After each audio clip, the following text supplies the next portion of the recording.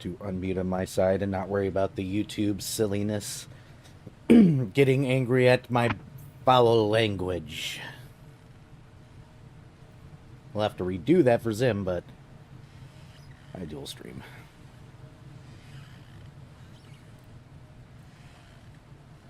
And welcome, ducks all around. Hello, Geeman. Hello, Ido. Hey, TD. What's this game about? Lots of stuff.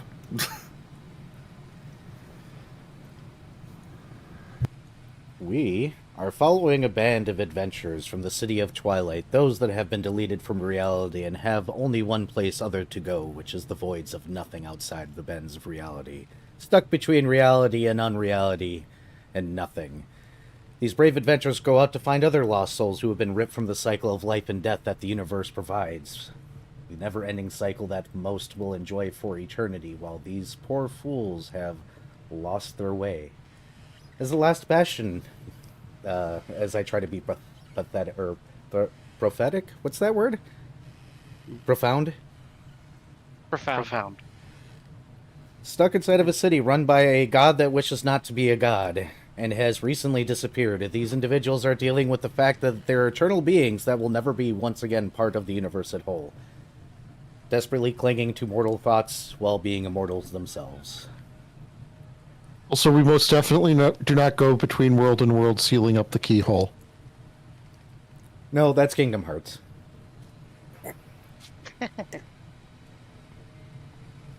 All I can say is that I'm a person surrounded by a bunch of weird animals, and we keep going between world and worlds when we return to our home base at a world between worlds.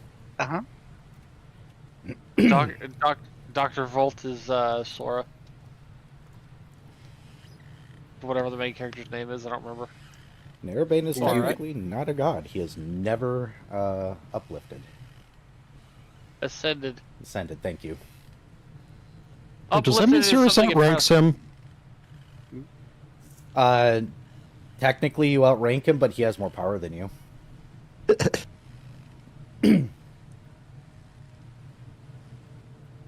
Cirrus is technically a saint. There's a difference. Cirrus did I transcend. thought Sirius though. reached godhood. Yeah, Cirrus did transcend, yeah. Oh, Yeah. Mm-hmm. Cirrus That's is technically funny. a demigod. Or possibly a god, depending on whenever we jump back onto Olarun. So, does this mean that the next time we hop back into Olarun, Taya, you're going to play a cleric to yourself? Maybe, I don't know.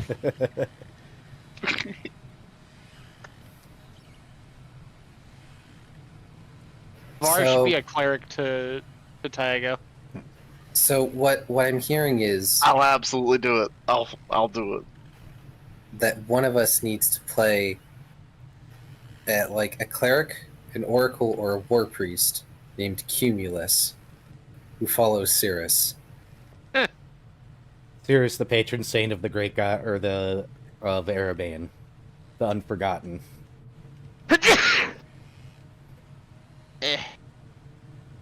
Bless you. Everyone's lazy. I should pick someone. I should play someone who worships JoJo eventually. No, you should do one that worships Vertilax. Why? I don't know if I could do that one correctly. That would be a very different style of character. You could be one of Yeah. the rare people that worships Awari, That is true. whom is not registered as part of the Tetrad, but the husband of the leader of the Tetrad. The Tetrad is 4. That includes Awari. Or he's also Yeah, the technically powerless, so he'd be playing with powerless cleric. Belief is enough to give them power.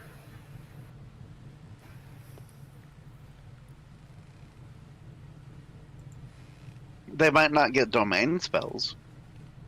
Maybe? You think JoJo's not going to reward somebody for following Awari? True. Oh, you just get sun domain stuff. Aw, aren't you a good little mortal? Here, have a piece Giving of my candy. Ooh, what power is this? Massive sunbeam. From a cloud god? Accept it. The concentrated power of the sun. Since I reinstalled things, can I have the link to my dashboard thing again? Yeah, give me a second to pull it up. Dashboard. Ugh. Tracker. Goodness. I really need to work with Panda to like finish this and make it a product because Yeah, I have to say I really like the idea of someone finding out about Owari and being like, yeah, I like this. This is the person I'm going to worship. And JoJo's just like, yeah, no, I'm giving them power because, you know, Owari doesn't actually have any domains to help with. Or didn't want any domains. They just wanted to, like, relax. Still got people anyway. I mean, the reason that there's Sky Islands even existing is technically Owari, so... Yeah. I mean, just I for think- context, we're talking about another setting I have, chat, that was used in the last campaign that was streamed and is used in other games I run. So, admittedly, I'm pretty sure Owari expended all their power, basically saving the living races of Olorun. Technically, if you want to go into the phonetics of it, Owari expended all his power making sure that the land that separated Earth and Heaven was suspended in the sky and protected from outsiders. Jabberjax's and Owari's eldest son decided to sacrifice himself and that power to save the mortal realm from the other side. Ah, Leaving, unfortunately, Dat as the predecessor that was supposed to pick up the shoes. But, you know, it's kind of hard to fill shoes when you don't have feet. I Right. mean, that's what prosthetics are for. Hey, Candy. Hey, Well, all I'm Rowan. saying is, at the Hello, very Ash. least, he could do half the job. I mean, he could fit his hand in the shoes. Hey, I was Birdsong. thinking putting a shoe on his tail. That too. That was my first thought, but then I was like, he could do like the hand shoe thing that all kids did.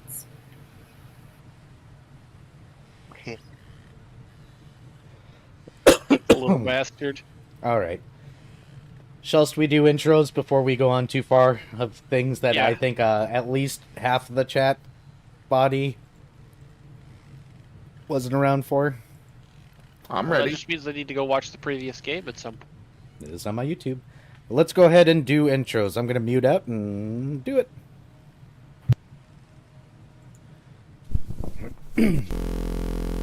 I should have people timestamp this on YouTube. All right, ladies and gentlemen, hello and welcome to the table, fellow adventurers. Hopefully you're doing well, drinking plenty of water, taking good care of yourselves, and getting plenty of rest. Welcome to tonight's stream. It is a makeup stream for last week. We will not be back next week as normal, nor the week after, so there will be a 2-week hiatus because a handful of us are going to be going to MFF. I had to remember which con and which acronym to use. But otherwise, sit back, enjoy. Thank you for joining tonight. Make sure to hit that like, subscribe, and me hitting my microphone. And to the table view.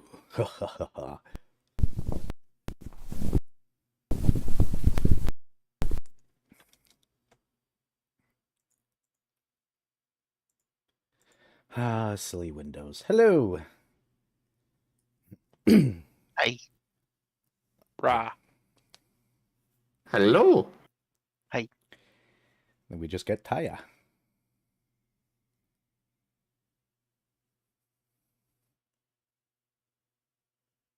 And I promise we'll probably revisit Olorun. So that way Zim gets to experience the absolute insane amount of frickin' lore I wrote for that damn place. so much. And then we added to it. And there's the swear jar. Whoops. Wait, That- what? I What cussed. did you swear? I said S-load. Oh. Darn it, Era. And damn. Swearabane. Swear it. Swear, babe. Look, I drink like a sailor and I cuss like one too. I can't help it.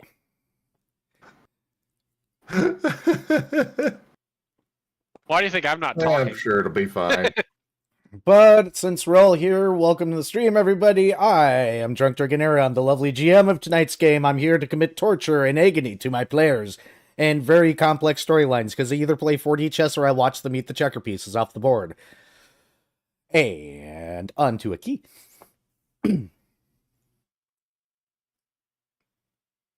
Key. Introduction. Introduction time then. Yes. Yes. Hello, everybody. I'm Carcerus, also known as Key, and I play Last the Paladin, who hopefully will feel less anxiety now that we're home. But, you know, that hasn't really worked out in the long run the past few times we've come back. Yee. So, on to the next person. I'm Vari, and I'm playing Fret Signature, the mute musician bard. Yeah, checker pieces are delicious.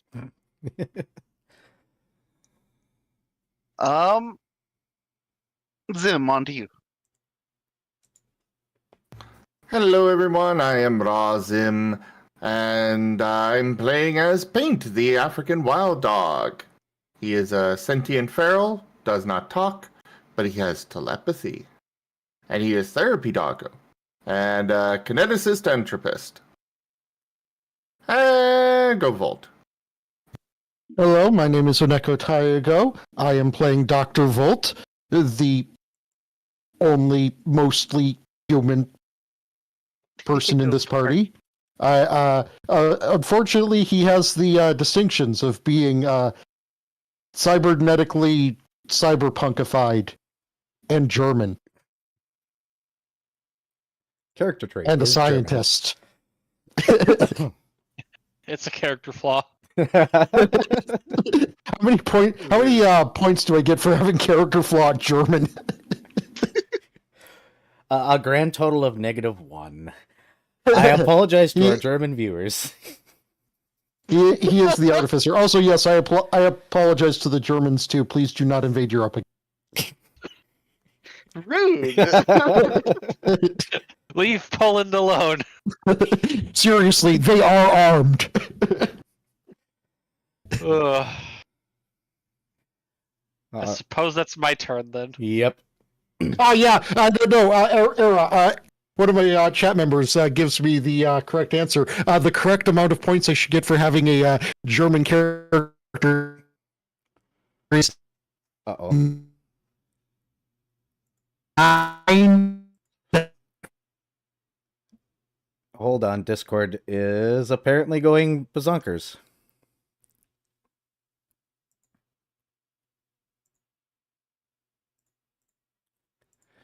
Uh-oh, I gotta change server locations, don't I? Hold, please.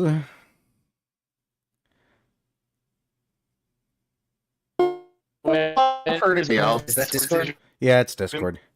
I'm trying. Hold on. I don't know how to change locations.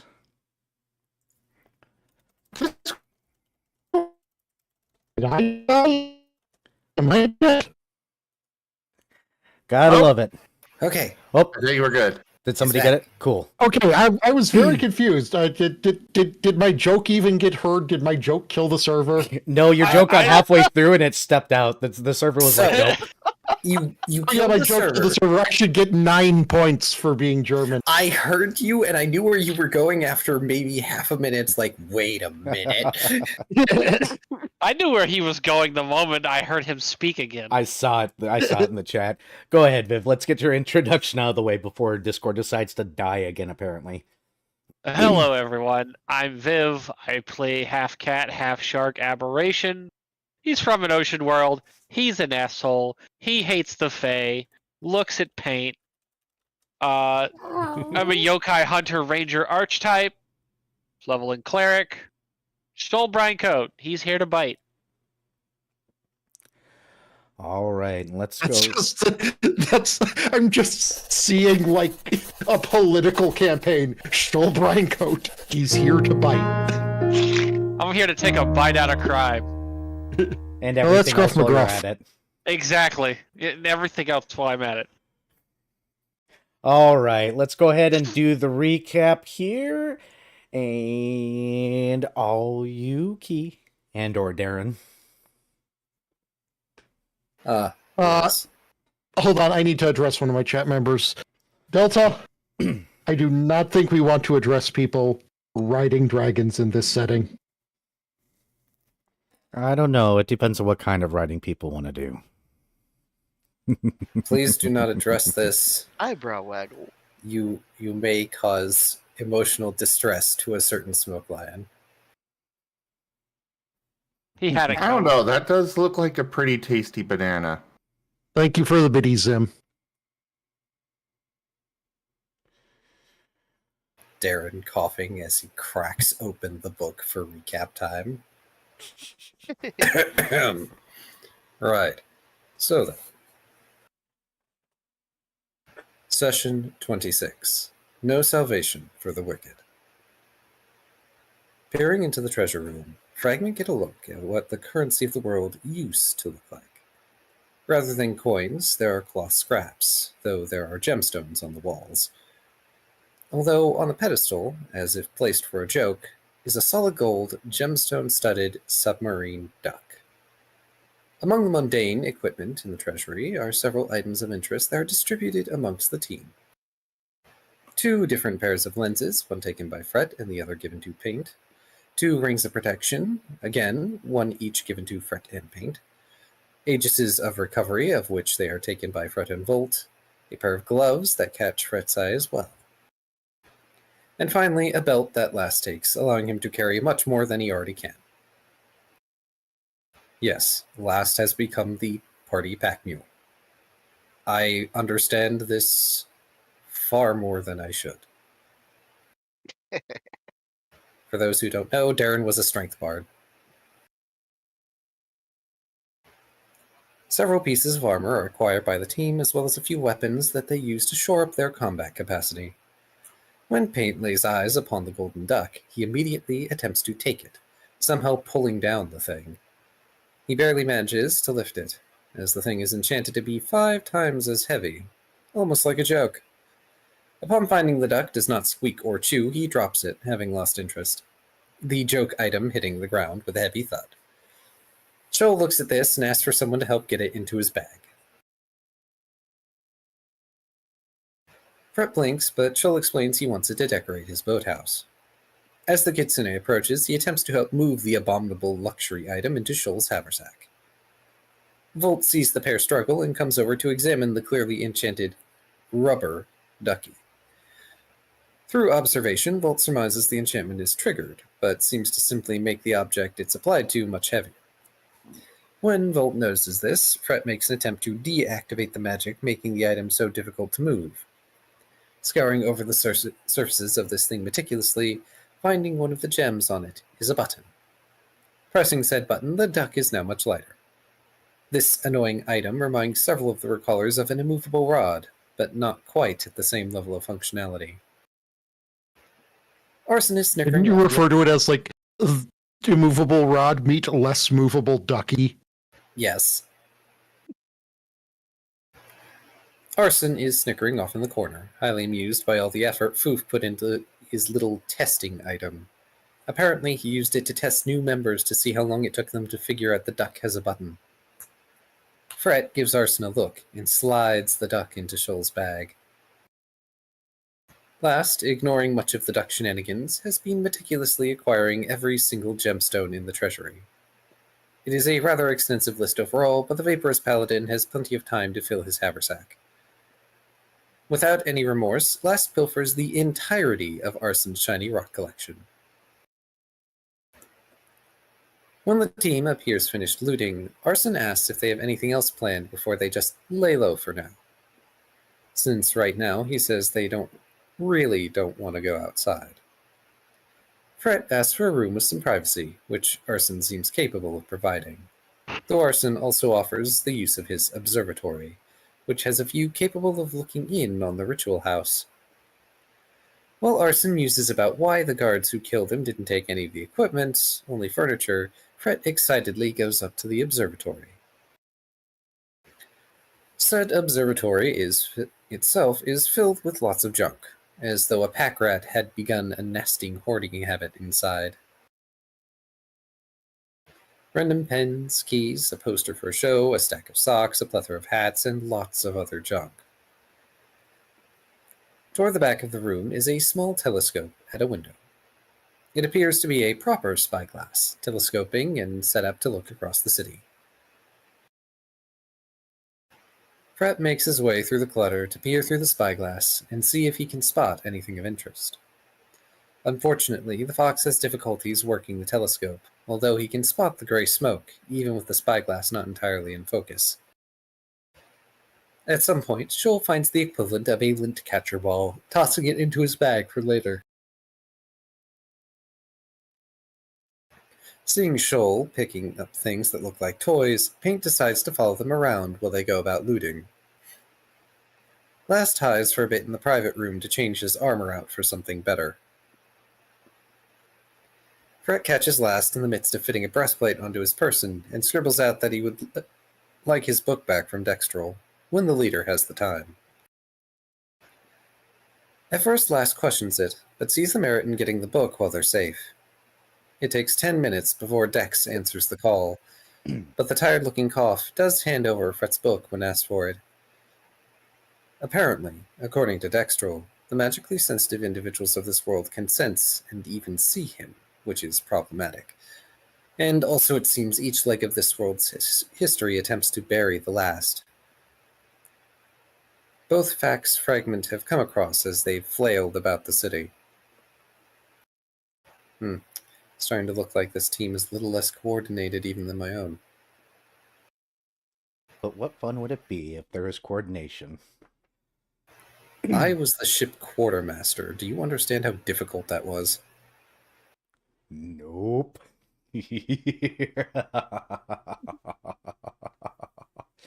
Continue. Quit cackling, you. Give more attention to your poor paladin. In either case, Last warns Dextrol to keep his distance for now, given Arson is the perceptive type. Dex is unaware of Arson, but takes Last's word for it, slipping into the shadow to hide until it's finally time to leave this accursed world. Fret decides to settle in and add a few more runes to his index, Last noting that they're likely in for quite the chase tomorrow night. After all, they still have a murder cult to take a stab at. For dinner, Arson makes pork and beans out of a jar. Well, it's something at least. Shoal decides to give the food a funny look, but still eats it. Over dinner, Fret asks if Arson can actually cast magic. Apparently he can, but it takes energy from his artificial heart. So around enough death he could, but that would attract lots of attention. Just as well, Last offers Arson the opportunity to join them on their hunt for the murder cult tomorrow night. While this does put Arson in danger range, he needs to charge his artificial heart as much as possible before he escapes. Fret's ears perk up, and he asks Arson to help him in the morning with something, if he's willing. Tilting his head, Arson asks why, but is willing enough to help. Although, given the implications, he does inform Fret that drugs don't exactly work on him, tapping his head.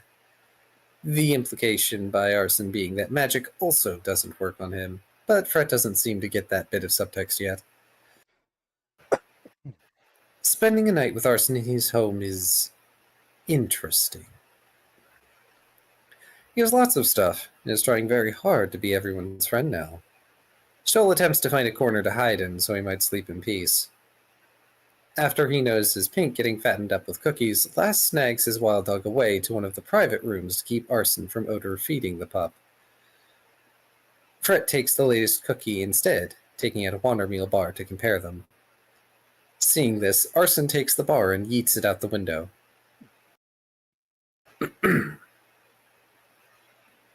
Yes, that is written that way. He complains that it's going to poison the last of his dying garden and is even worse than his cookies. In the morning, Fret decides to attempt to cast Ears of the City upon Arson, but finds the Mecha Lich can't be affected. Well, in that case, the Kitsune decides to cast the magic on himself as he looks for information on where people may be finding dead bodies.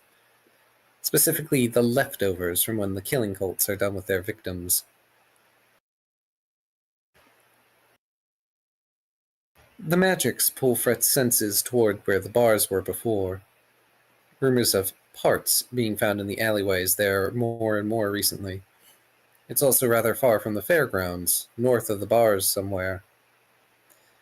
While Fred is doing magical searching, Lass squeezes into the observatory to try and operate the spyglass. There he finds Shoal popping his cat shark head out from a pile of things. While Lass struggles to operate the spyglass, the cat shark maneuvers it with some difficulty.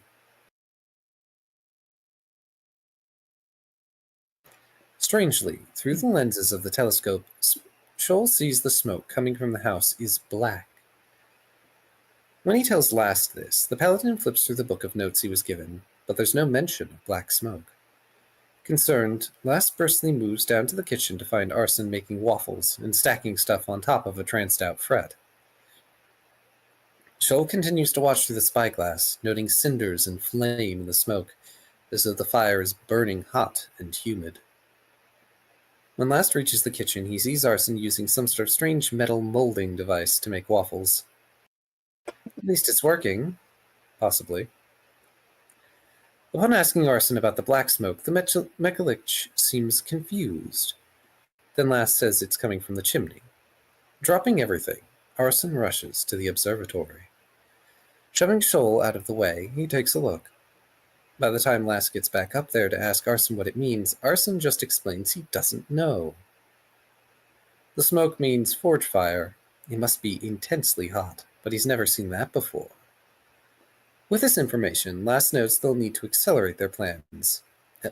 At the least, scout the ritual house. Volt asks what they could possibly do. They aren't meant to interfere. Lass agrees that they won't interfere, but they need more information.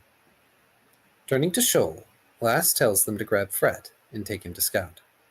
They're the most likely to go unnoticed and get back in one piece.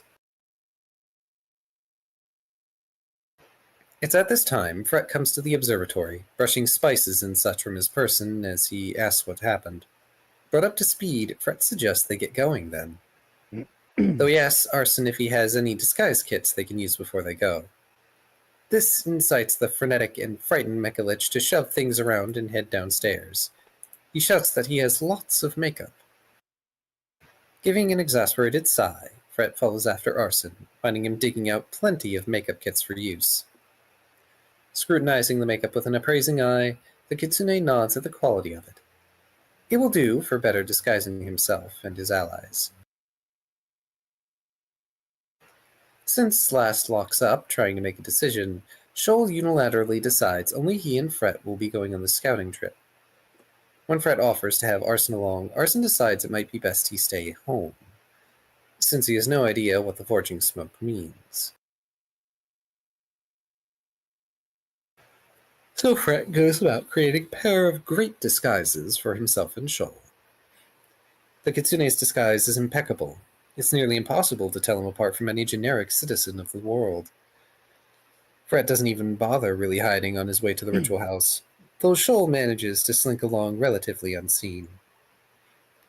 Once closer to the building, they see the billowing black smoke is much thicker than the gray stuff from the other day. Unfortunately for Shoal, the smell in the area is intensely overwhelming, making it difficult for him to get close to the building. It's even enough that Fret pulls up his scarf to help filter out some of the scent. While he can't get a read on the smoke, the Kitsune continues to case the building and circle around it. There is soot starting to build up on the building, and people have begun to leave the area. An unusually loud action being taken by a normally reclusive lot. How odd. Noting the soot piles, Fret uses his scarf to scoop up some to take back for examination. When the pair return, they return with the scent of the smoke and soot heavy on their own figures. especially Fred, who came back with the soot on his scarf. Seized by memories he's been racking his mind for, Last approaches Fred unbidden to handle the scarf. He smells and observes the soot, making muttered notes on what he senses. Burnt bodies, iron and herbs, rosemary and basil. What are they doing, seasoning a sword? Arson interjects that the herbs change depending on what the mages are doing to meditate. But they aren't making another one of him. They didn't burn his body when they made him into a mechalich. They just poured metal over it, which sounds extremely painful.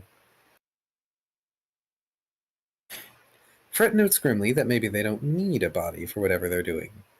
Shoal expresses some concern that they may be doing something to the soul. At this time, Volt theorizes, knowing what he does about machinery, suggesting that the Mage Council may be creating a golem.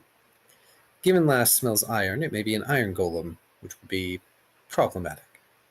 So now they must consider their options. Do they leave the mission incomplete and not interfere? Or do they complete their mission but go very loud? Last pauses for some time, then asks Arson what their odds are of getting into the ritual house and out alive, especially given the Mage Council will be inside. It occurs to Volt to ask Fred if his incendiary runes affect things with spell resistance. Fred thinks about it, but concludes that his runes are affected by spell resistance. All eyes turn to Arson, who has been proven to at least be relatively immune to magic. This, of course, makes the Mechalich very concerned for the sanity of those he's associating with. He asks what the heck Fragment Not Found are, especially after Shoal talks to him and Paint sends images to him to try and vaguely explain how they might get him out of the city and what they are. Although to make this plan work, someone should probably hold on to Arson's soul jar so it doesn't shatter if he goes through with using the book. Fred holds out his hand with a smile. Flailing repeatedly, Arson eventually just hands over his soul jar, sighing in exasperation as he accepts what may seem to be his inevitable fate. Seeming to attempt to console Arson, once he agrees to doing this crazy plan, Shoal beckons him to approach, the cat shark then enacting a ritual that his people do when making friends. He pushes over the nearest pile of stuff, Arson whining it took him a month to make that pile. But it's fine. Heaving out another sigh, he makes sure that Fragment intend to get him out of the city one way or another. Once he has that assurance, he takes the offered incendiary index, complaining that this is the single most insane thing he has done since going up to the council asking if they needed a job done. Paint attempts to be therapy doggo for Arson, the very done with everything Mechalich, grumbling and waving dismissively. He tells the group to get their disguises ready, then prepare to follow him. One way or another, this is going to close a chapter in Arson's existence. Not that that fact comforts him. While the recallers are disguising themselves, Arson goes downstairs to change into a surprisingly opulent outfit. A cloak, helmet, and more pulled from a closet in the maid bedroom. Looking like a proper, if stealthy, knight. With everyone gathered, he kicks open his front door and begins walking down the street in his old armor, heading right for the ritual building. At only a moment's hesitation, Fragment Not Found follow after their erstwhile ally. As they all approach the building, Fred wraps his filtering scarf around Shoal to help protect him from the smell of the heavy forging smoke.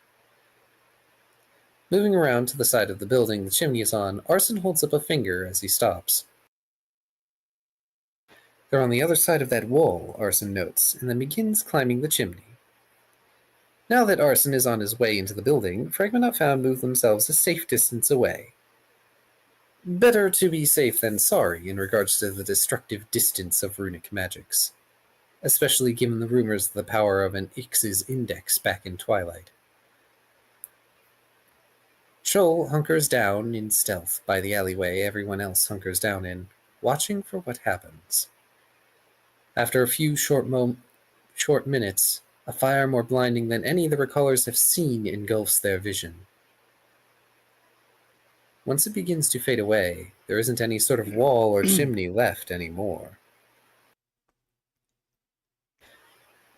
When the light fades enough, the recallers see a shockwave from extreme heat heading their way from the sudden burst of flame and light. Most of the team can cover their ears in time, although last is too slow, becoming deafened for the moment. Heat and sound roar through the area, shattering glass and sending out a wave of smoke. What they can see is Arson's back, and he raises a dagger. In one swift motion, he plunges it into his chest, shattering the power source of his artificial heart. As he falls over, a metal mask slides from his face, clattering to the ground, only for the mask to rattle and slide over to join a mass of others that coalesce from the wreckage.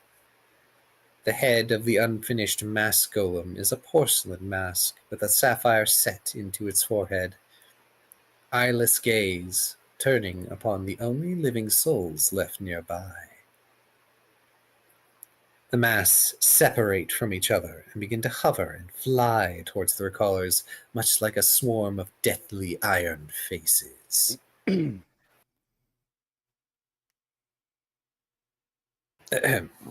I've been told it goes like this. And combat, combat, combat, combat.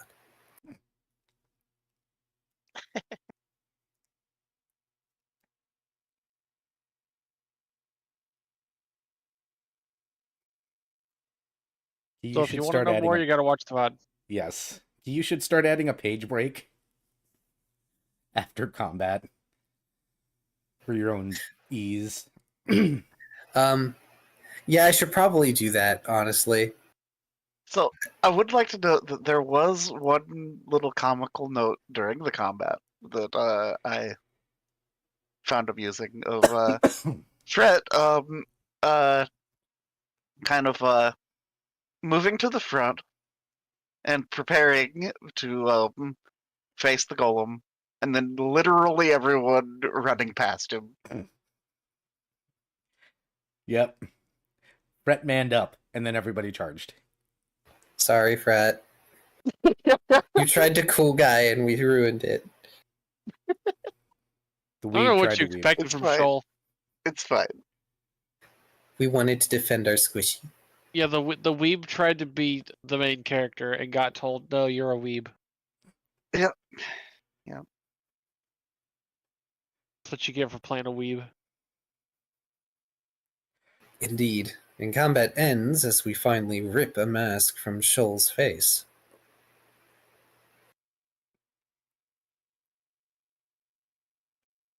It didn't do anything, just was annoying. Indeed. Oh, Oh wow. Oh Oh. my. What happened? Toshime, thank you so much for that tip. Big tip? That's a big tip. Very big. That is a big tip. That fills the tip goal, it looks like. Yeah, that's the whole Which, yeah, that is the tip goal completed. Can you remind me what I made the tip goal? Because I made that 2 weeks ago. And I've got a lot off of the them. page into the madness. Say it again? Off the page into the madness. Ah, right. Anyway. With both Thank claws- you so much for that, Toshime. Sorry. Go ahead. No, you're fine. I'm sorry. I started again too soon.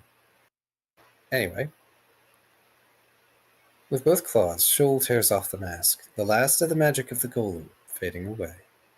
What is left behind when the magic begins to fade and decay are the remnants of souls that were shoved into the mass.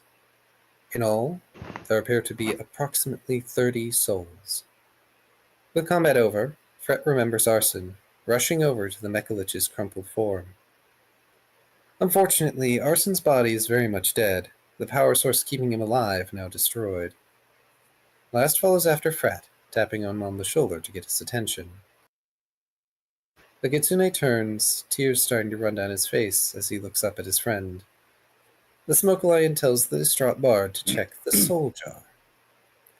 Doing so, Fret finds the soul is still there, although when he asks if they could repair the body, Last shakes his head. Mending him alone isn't enough to repair the broken, complex machinery. Volt interjects as he collects a number of metal masks, saying they should still take the body back to Twilight. Mending may not be enough, but make whole could be. Last concedes this, taking note as Paint moves over to comfort Fret and doing therapy dog things. So, Last calls for Dextrol the normal way, giving him and the others time to collect themselves. Fret collects the 30 souls. Chol and Volt collect metal masks. Last picks up the porcelain mask with a sapphire as his souvenir. Paint makes sure to gather up the saplings he grabbed before. I don't think any of us remember to grab Arson's body. No, What? Volt definitely Volt has grabbed it. Arson's body. Ah, Yeah. okay. Yeah, that was like Didn't- the number one Yeah, priority okay. for Volt Volt. was on that. Volt wants to poke a dead body. Right. Volt Yes. wants to poke a dead cyber lich. Volt wants to poke a dead Frankenstein and bring it back to life. There is so much Volt can learn, and none of it is good. And none of us are going to stop him. Once Dexter arrives, he decides he doesn't want to know much more of what's gone on, though blanches when he hears there are 30 souls, demanding they leave quickly so he doesn't have more soul dregs inside of him. Fragment Not Found leave the sphere at last, finally making their trip back to Twilight. As they make it to Threshold, Paint leaps down and presents his saplings to a suddenly very confused Dextrol. He sends along an image of Dex putting the saplings to himself, since Dex had said before he wanted branches. Dextrol takes the saplings, telling Last to explain why this wouldn't work, then he starts to leave, not wanting to be anywhere nearby when the news gets broken. Though Last does ask Dex to plant the saplings somewhere at least. Then the Vapor Cat tries his best to let Paint down gently, although the wild dog is still sad, even though he was a good boy and did a good thing. I have a note here. Everybody got 200 seals from the golem fight. Mhm. Now, if y'all will excuse me, I need to grab a water after all that talking. Go grab water. Session 27, everyone, is Betty Late Than Never. Or in the case of Tygo's channel, I can't believe it's not Betty.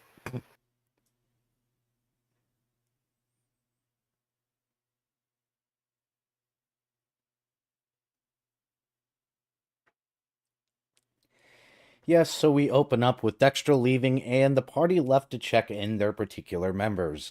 Of course, the briefing in the gnomes department is short, and the gnome will squint at Fret the entire time until the inevitable half prank is pulled. The war continues, or so the gnome thinks.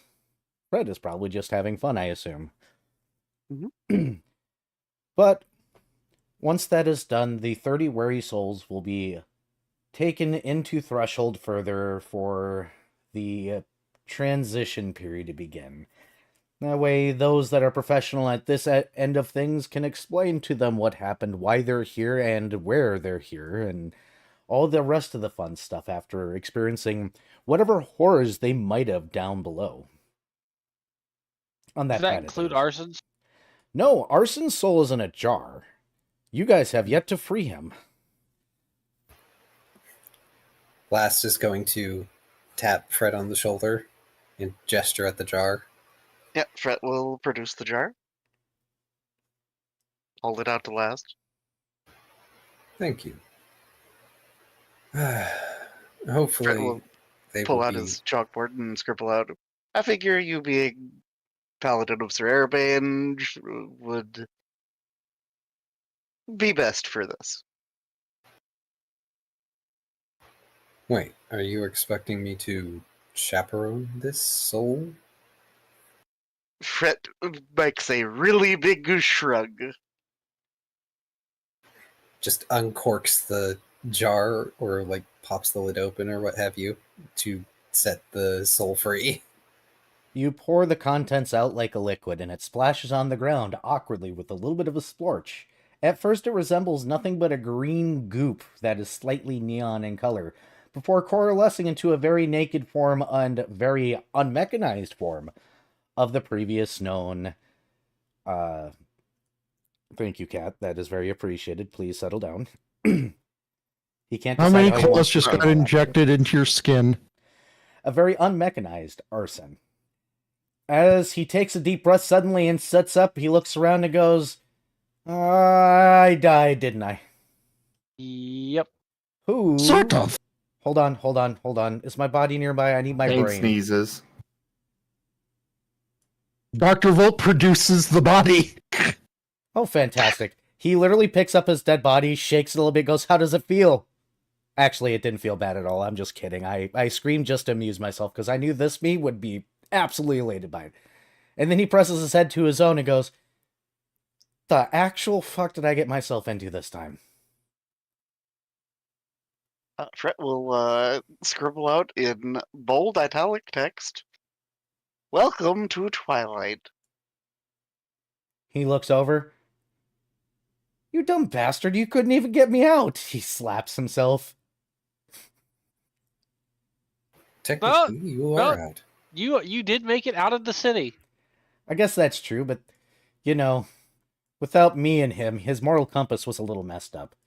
Then again, my moral compass is pretty messed up too, so, say Livy, he drops his own dead body, so, I can have that back, right? Points at his augments. It was quite painful to get those. Excruciating, even. Torturous? I suffered for them, I get to have them. Is there a better way to charge them? Where are we again? Twilight? Twilight. Tell us Twilight. Last is going to gesture to one of the, I assume they're cough chaperones. They're standing and Oh, staring you at the remember thing. how we were painfully vague about basically everything? Yeah, you get used to that in this kind of world I'm from, but... Or the Yeah, city. you get even more used to it here. Welcome to your new eternal unexistence.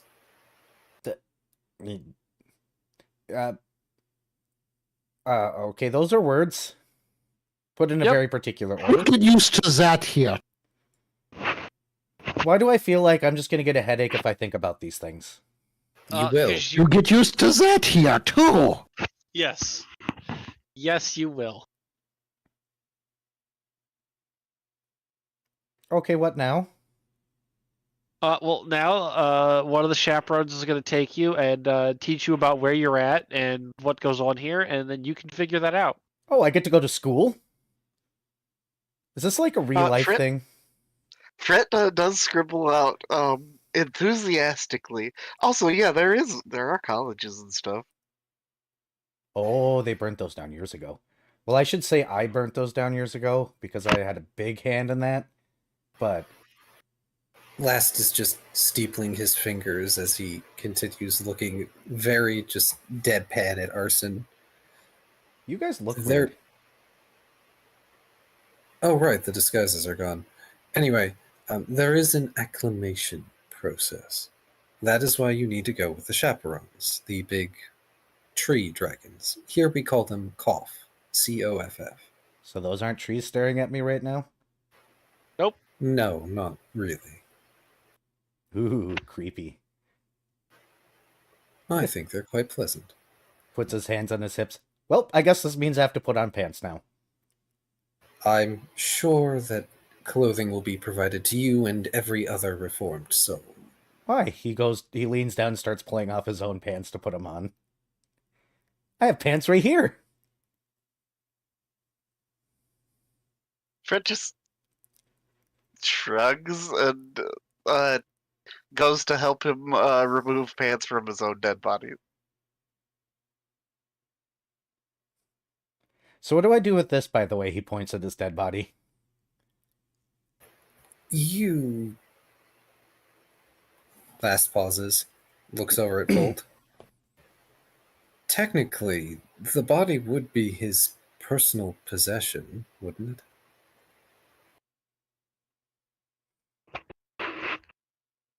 Eh, I guess. it? I suppose Uh, technically you can decide what to do with it. Fret does scribble out. We could hold on to it for you. He shrugs. He goes, as long as I get those augments back. As I said, that was very painful to get. And wasn't a very willing painful either, by the way. So, I would like those augments. I don't know how I'm going to power them out here. I don't think you can really kill people. Fret will scribble out.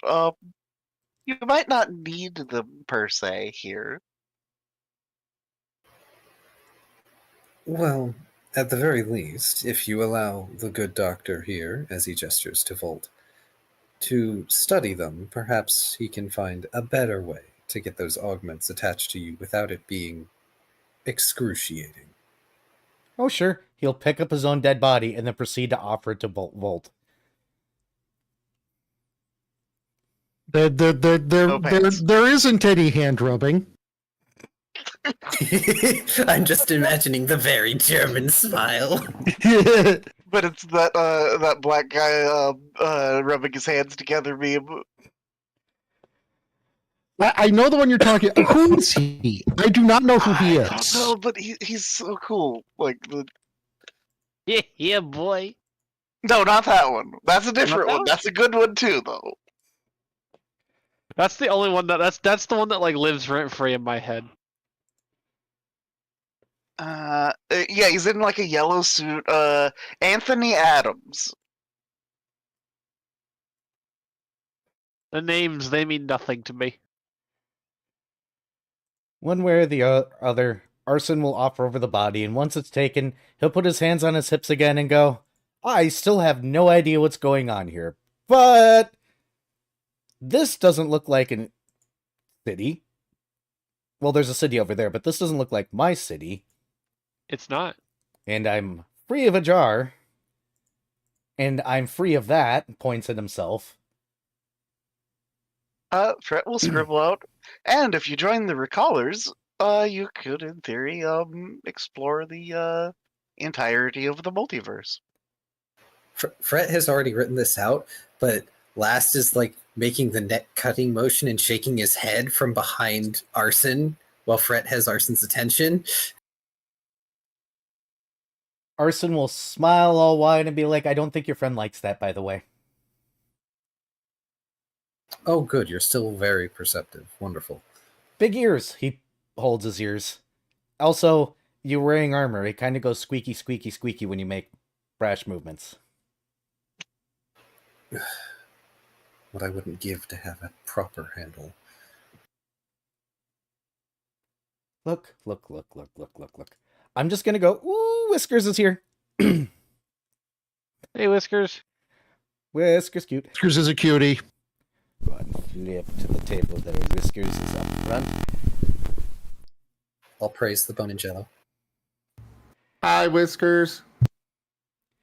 He will... Oh, cat, get off my nuts. Gotta love cats. He will then give you the grandest vow he can possibly manage and go, I have no idea what's going on. I'm just going to go with the tree people and pretend like I know what's going on like I always have. Fret gives him a thumbs up.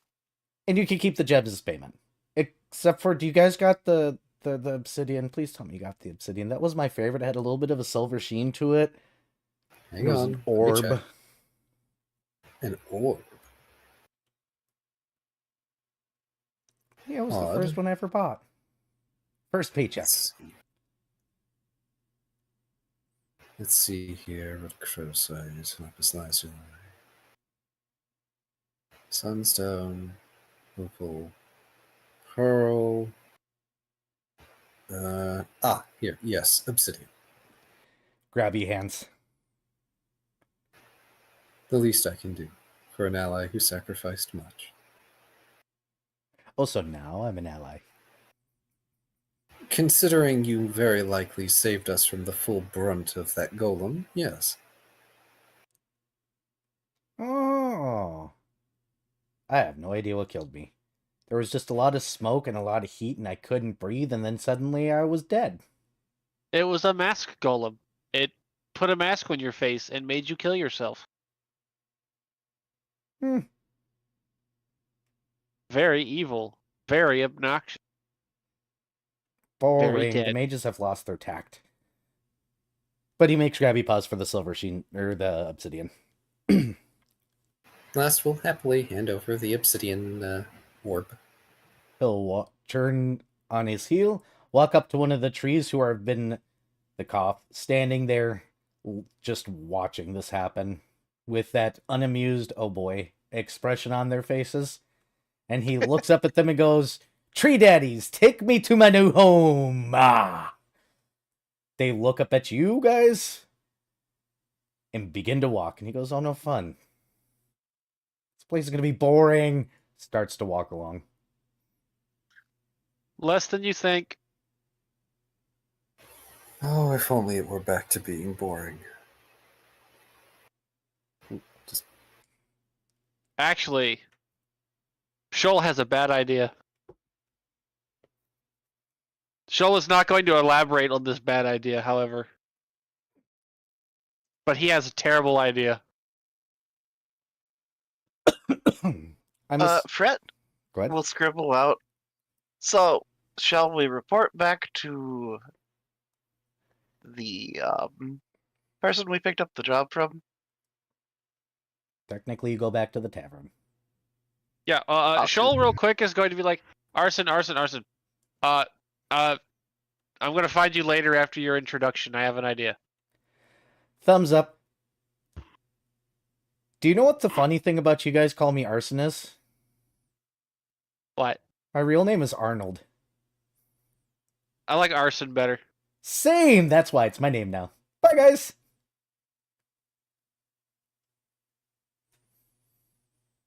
Arnold. Fret just waves goodbye.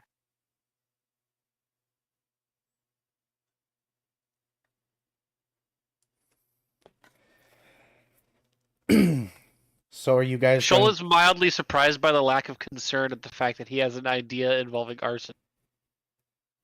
I'm pretty sure the party's just tired after all that. This is fair. Look, arson is now in the hands of Twilight's chaperones and the systems that are in place.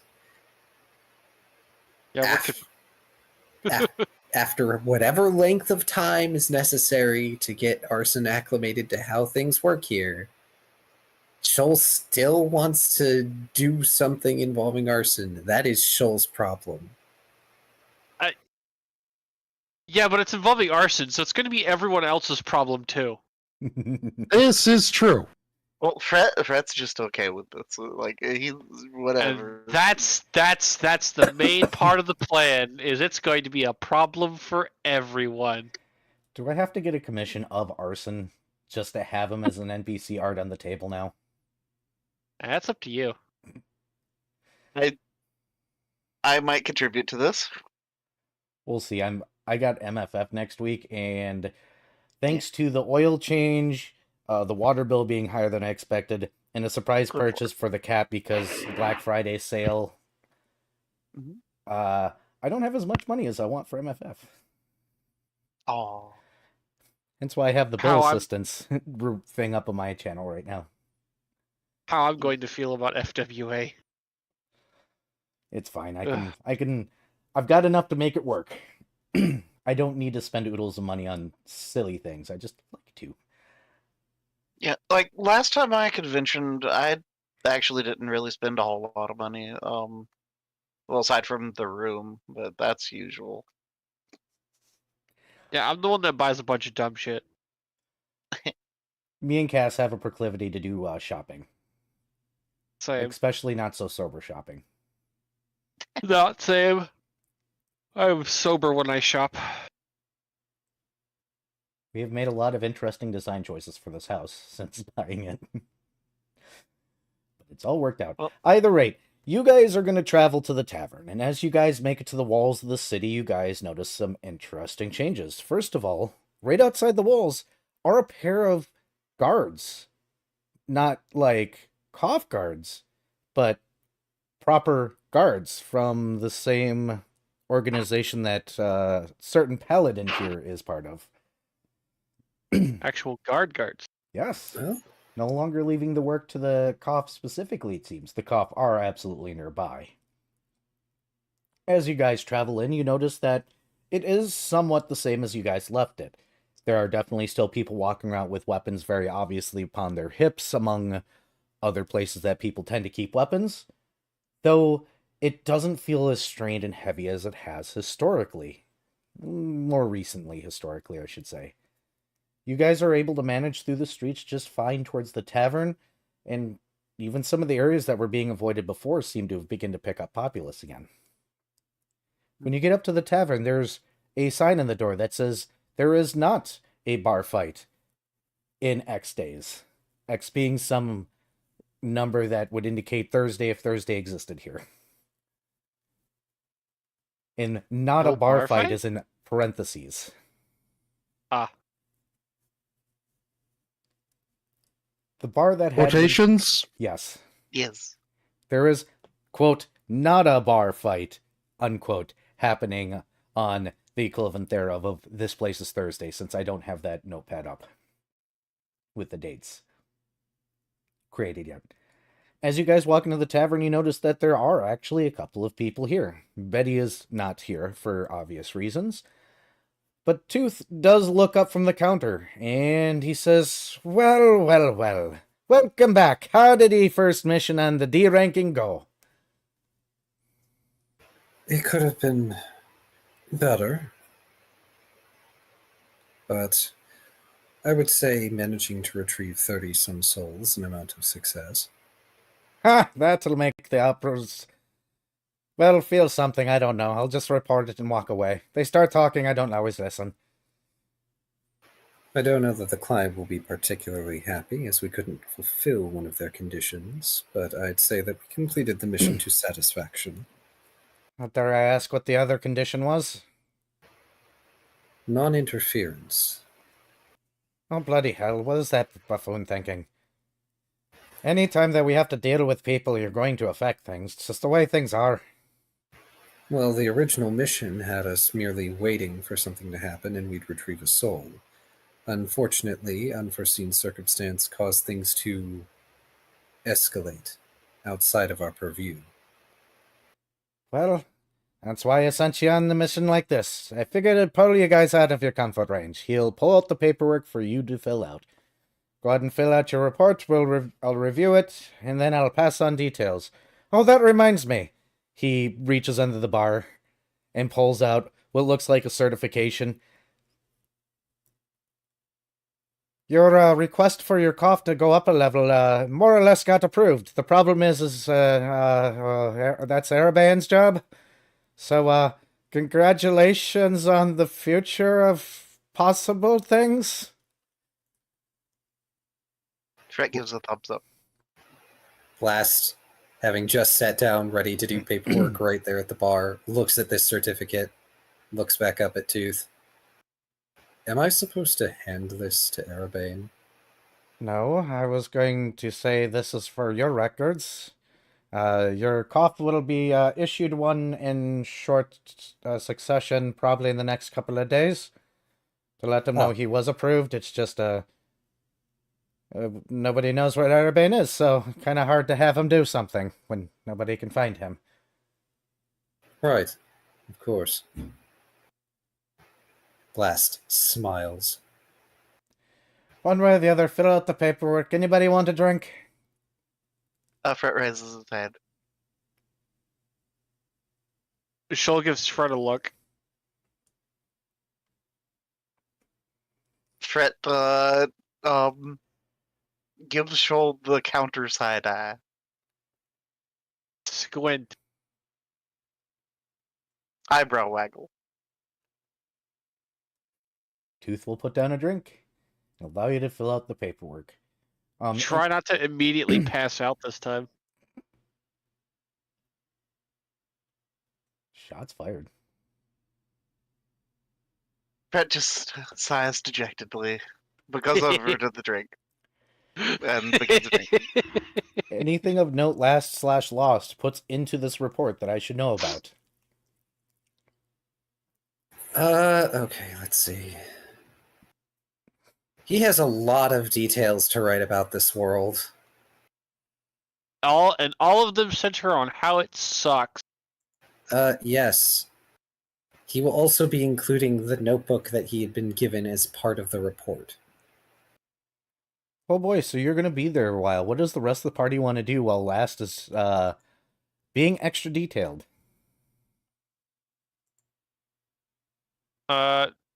Shoal is leaning against Fret. Cute. Fret is just gonna leisurely drink and probably order another drink and in like small lettering request a relatively weak drink. Lol. The look on Tooth's face when you ask for that in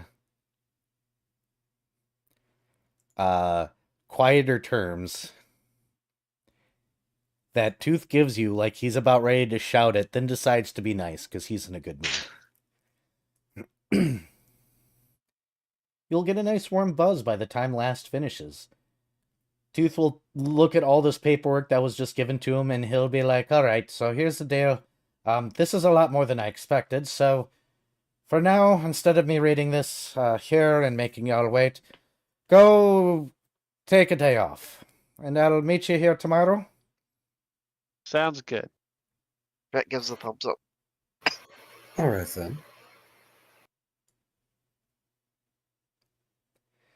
Oh, by the way, Betty's out of the hospital.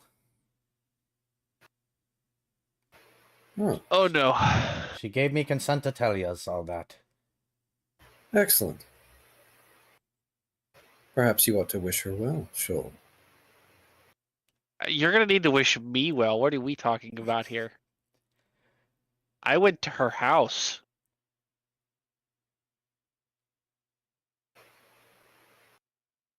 And Paint will go stand next to Shoal.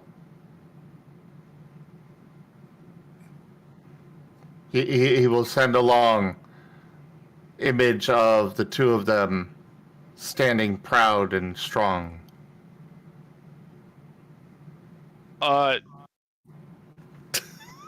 You would get abandoned by Shoal if we had to deal with Betty. Shoal would sacrifice you in a heartbeat. Shoal would sacrifice a lot of people to try and escape Betty, to be fair. This is not just a because it's pain, this is a oh god, it's Betty. Lol.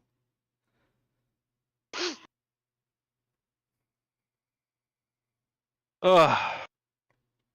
On the bright side, I know she's going to be madder at the people that attacked her than she'll be at me, so, you know, I've at least got a grace period. Fret will scribble out, "Hey Shoal, can I spend the night at your boathouse?" Yeah. Fret looks pleased by this. Shoal is just confused at why Fred felt like he needed to ask.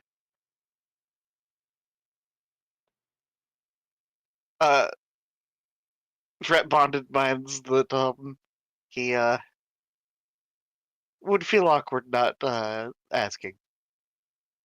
When It's polite. Shoal is half cat. What does the word polite mean?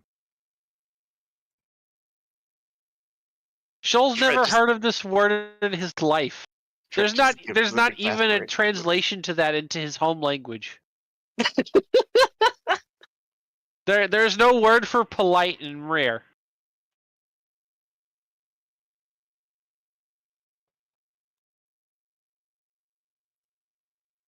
Well, the question is what do people do? Is Shoal going to brave Betty's house? Shoal probably should. It sounds like Paint was intending to go along. That is Yes. unfortunately not allowed. Aw. Oh. Shoal is not allowed to share Betty's house location. You guys were all there. No, only Fret was. Ah. I thought we all went there at one point because it was a crime scene. Yeah, I thought everybody did. Yeah. Shoal is going to deliberately forget that.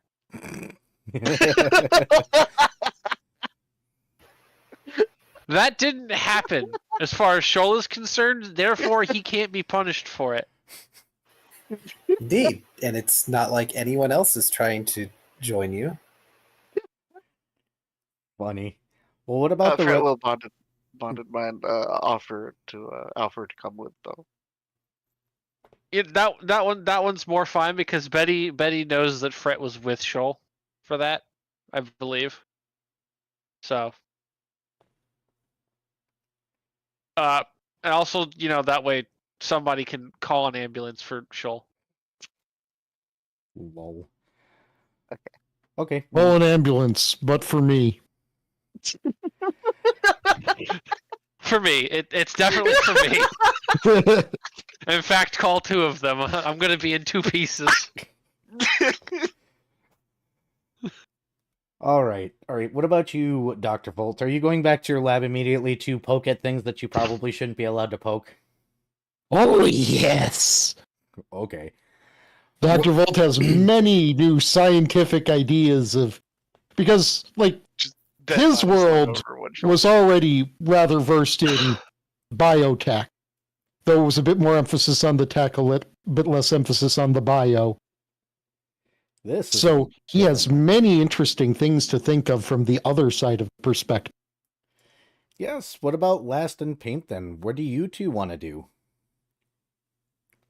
Paint is just looking after Shoal, sad. He couldn't help Shoal. He couldn't help our cough. Fred He will is bad scribble out. dog. To be fair, Paint could absolutely help Shoal. This is Shoal looking after the party. As in, you could just follow. You could follow Shoal if you want to quote unquote help him. Yeah, you can follow him. But Shoal did his job as a party member. He warned you not to follow. You don't have to listen. But Fred will scribble out though I'll make sure Shoal stays safe. What are you gonna do against Betty? Fred just scribbles out, no, I know cure. That's not safe. That's not what safe means. That's what keeping me from dying means. And unfortunately, that's not what I'm in danger of. Oh. Last, what you doing?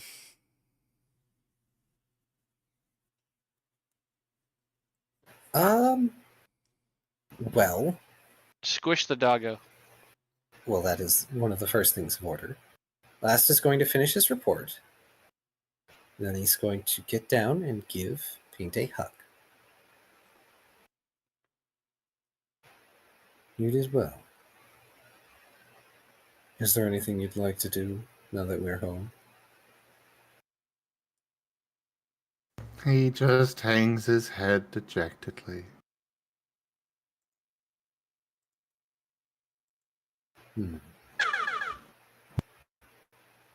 Would you like me to bake you something?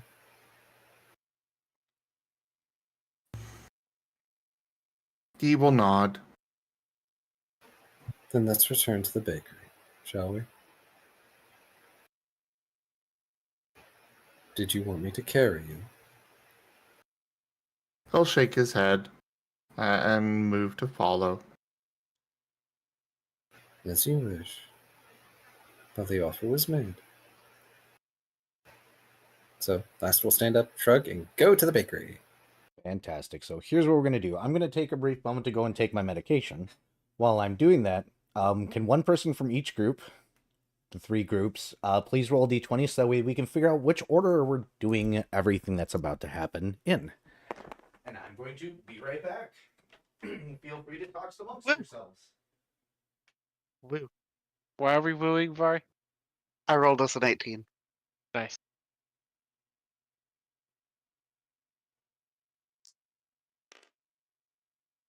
I'm only I asking. rolled me a because 5.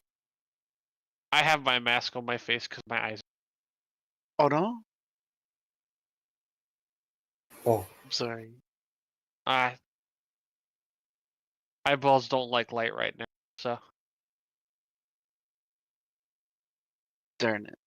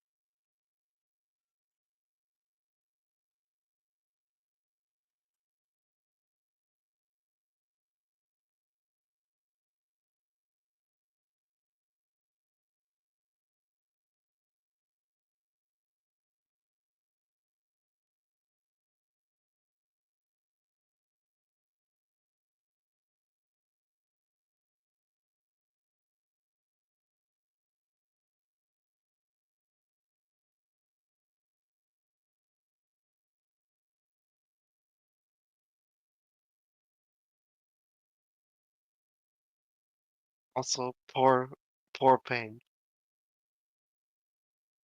Poor Pain. He just wants to help, and nobody wants his help. Oh, oh,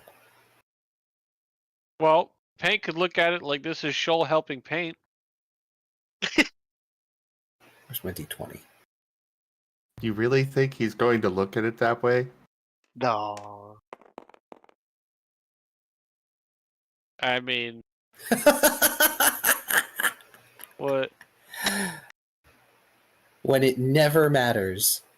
Oh, 20. Gosh darn it. You beat my 18. When it never matters. That's about how it works.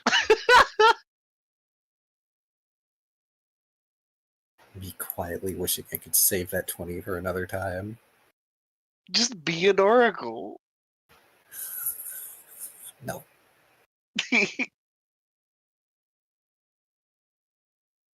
Lightpaw, thank you for that resub and your 21 months of support.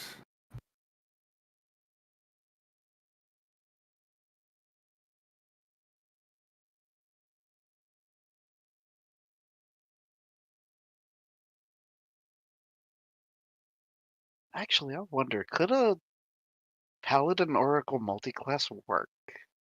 Yes, Oridin is a very common multiclass slash gestalt.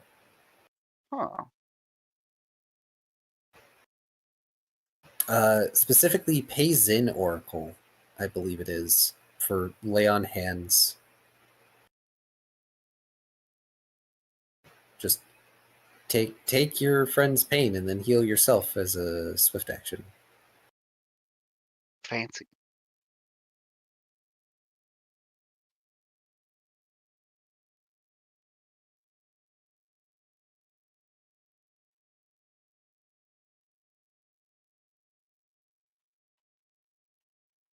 All right.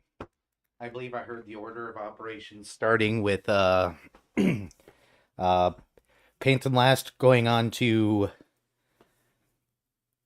Fret and Shoal, and then last but not least, our mad scientist. Correct?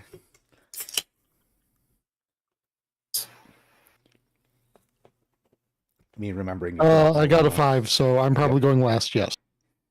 All right. So Last and Paint. Yes. You two make it back to your bakery.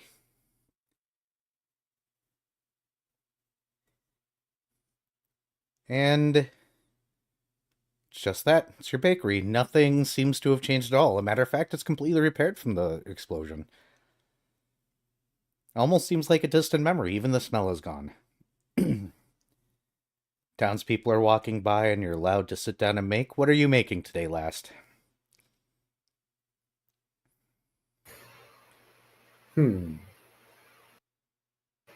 Last is going to regard paint. He's going to make a pot pie. Understood. You sit down and you bake your pot pie. And for the first time in what feels like an eternity, nothing's going to happen.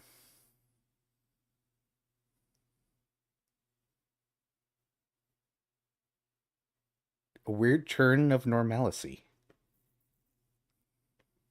For now. I don't know. That feels more weird than things happening. How Oh, it yeah. feels to be a D&D character. Oh yeah, no. Last is frequently looking up at the window throughout the entire process. He is not stopped with the hypervigilance. Paint is just laying in a slight ball out in the front room, staring out the windows. Yeah, it's just relatively quiet. But we're at one moment, you guys get a customer. Your door doesn't have a bell, does it? Yeah, it does. You hear the dingle. And Tengu walks in and walks up to the desk and imitates the dingle. Ah, welcome. How may I assist you? He unfolds a piece of paper and sets it down and pushes it in front of you. Last pauses. He is aware of the things that could be on paper. Things like I prepared explosive runes this morning. Yep. The chaos symbols. But he will approach after a moment's hesitation to look at what's on there. It seems to be an order. It's asking for an assortment of baked goods for a small gathering. A request for you to cater. Oh.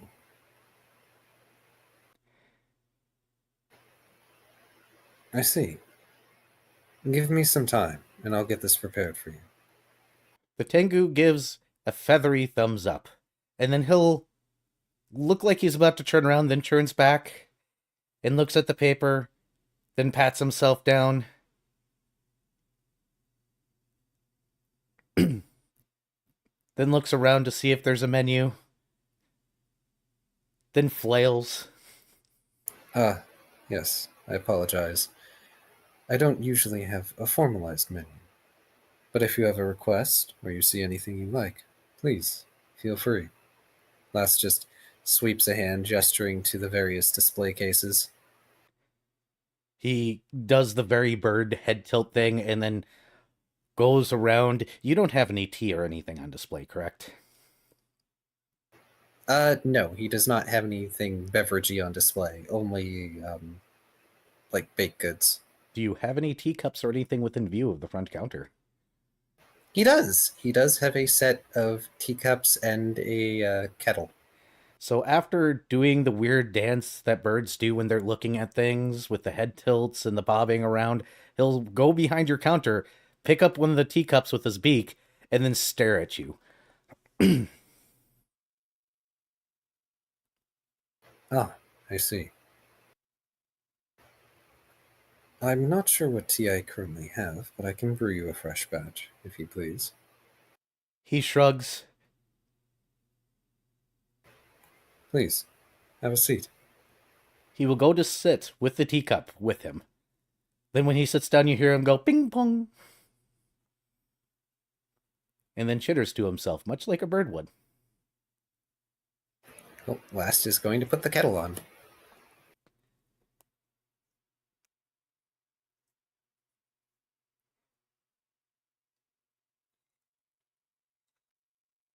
All right. We're going to move on to Shoal and Brett. You two travel out into the Emerald Gardens. Nice, might as well switch maps now. Let's see, recallers. There we go. Whop.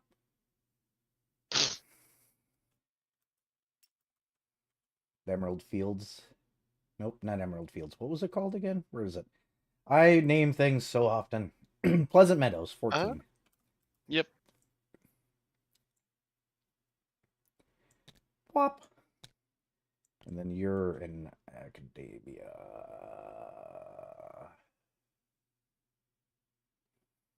Which is somewhere. I'll figure that out later. You guys make it all the way to Betty's house without any particular issue.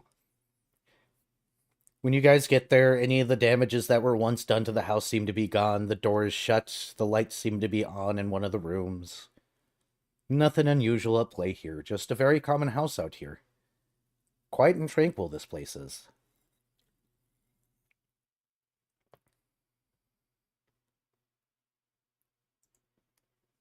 Shawl is gonna.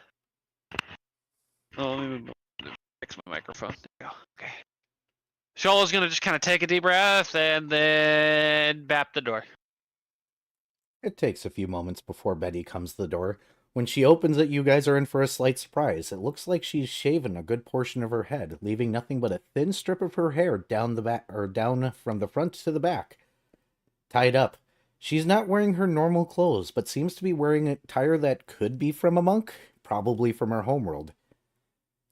For the first time, you see Betty smile as she sees both of you, and says, "Oh, you guys are back." Fred nods.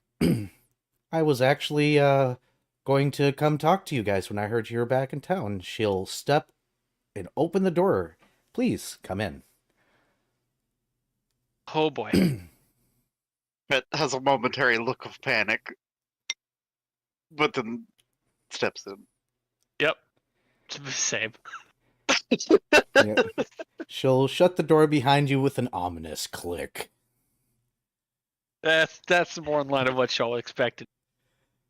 And then she'll proceed into her foyer, which currently seems to have the couch and everything kind of pressed up to the side. In the center, you see some incense, as well as a pillow for meditating. She'll go ahead and pull out the couch and start pulling out the table, so that way it's no longer shoved in the corner. Be like, come on and sit.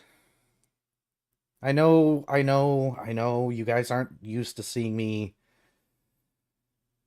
well, especially you, Shoal, being this way.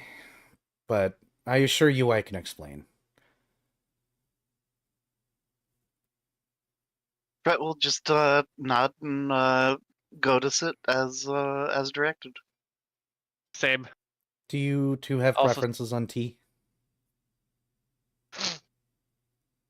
Shawl prefers chamomile tea or chai.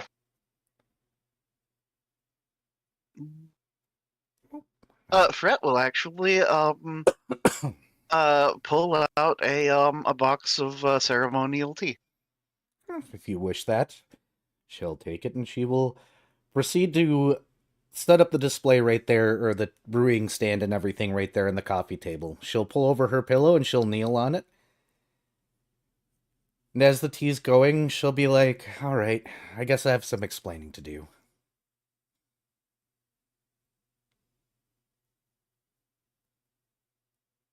Oh, wow. Blink. Fred nods. She goes, I expected there to be quips. You get used to that around. She motions towards Shoal. The kind of people like him. Well, yes, but also, you know, I Fred like will- not being suplexed into the ground. No suplexing in the house. A personal rule. Fair. So don't worry. It's still odd. I'm not going to push my luck. Probably smart, considering. I've had some time. Both in the hospital and now here to reflect on a lot of things. She says, kind of doing that thing where she fidgets with the teapot. I've been living a devil life for quite a while since I've been here, and I guess I've kind of taken this place for granted, as well as the people around me, to a certain degree. I spent some time meditating, returning to some of the old ways I had in my previous life before things got, A little messy, she motions at herself.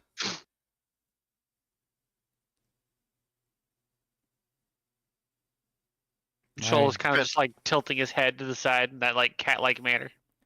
Fred has kind of a thoughtful look, kind of almost sympathetic. I will absolutely admit the nitwits out here are a lot to handle. They can be good, and they're trying their best. They want to live a certain way, it just happens their certain way is so finicky that I forgot to temper myself. That bar was very reminiscent of what it was like to go on my first journey away from, the monastery I attended. And I pulled myself in two ways.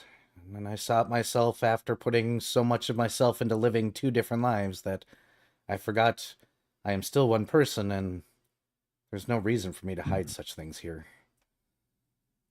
I got arrogant. I believed myself undefeatable. I assume the rest of your party would like to hear the details that I have recalled during deep meditation, that I was unable to in my fantasized state in the hospital. Which I do apologize about. I think I hit somebody. A many somebodies. Probably. I mean, I think I only got head-butted, so. Fred scribbles out some. So there was something about a bedtime shotgun or something. Oh yes, I remember that very clearly. The nurses later told me it's for those that they need a little room to deal with. Kind of malicious, but at the same time, having been on the other end of it, I guess I understand. I mean, it works. I owe you guys. Oh, go ahead. Fred will scribble out on his chalkboard. So, if you would like to talk with the rest of the group, Lost Bakery might be a place to come visit when you're free. I can absolutely do that. In the meantime, she'll stand up, pour you guys some tea really quickly, hold up a finger. I do have something for you. Oh? Yep, she'll travel upstairs and be gone for a few moments before coming back down. With her, she's holding 3 boxes. She'll retake her pillow and set things down.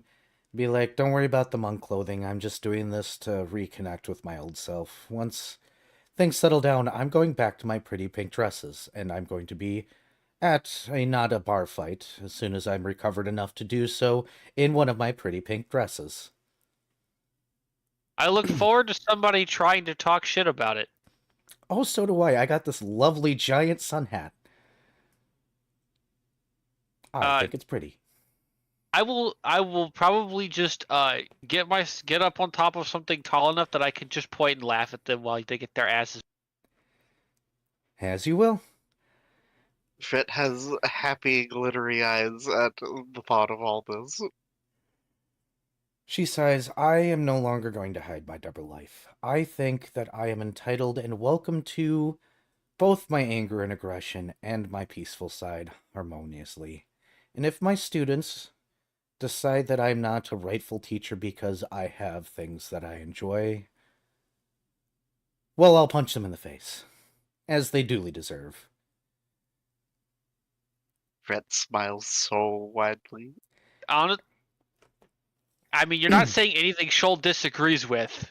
So he's just kind of nodding like, yep. I also won't take for granted that there are other people here that I could be friends with.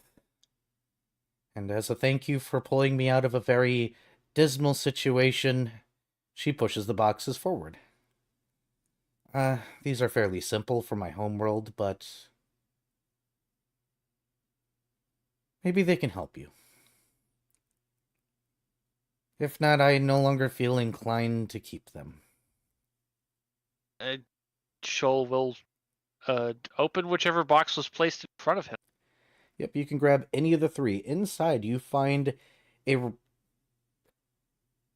probably palm-sized steel pristine orb that has some significant weight to it when it sits in your hand.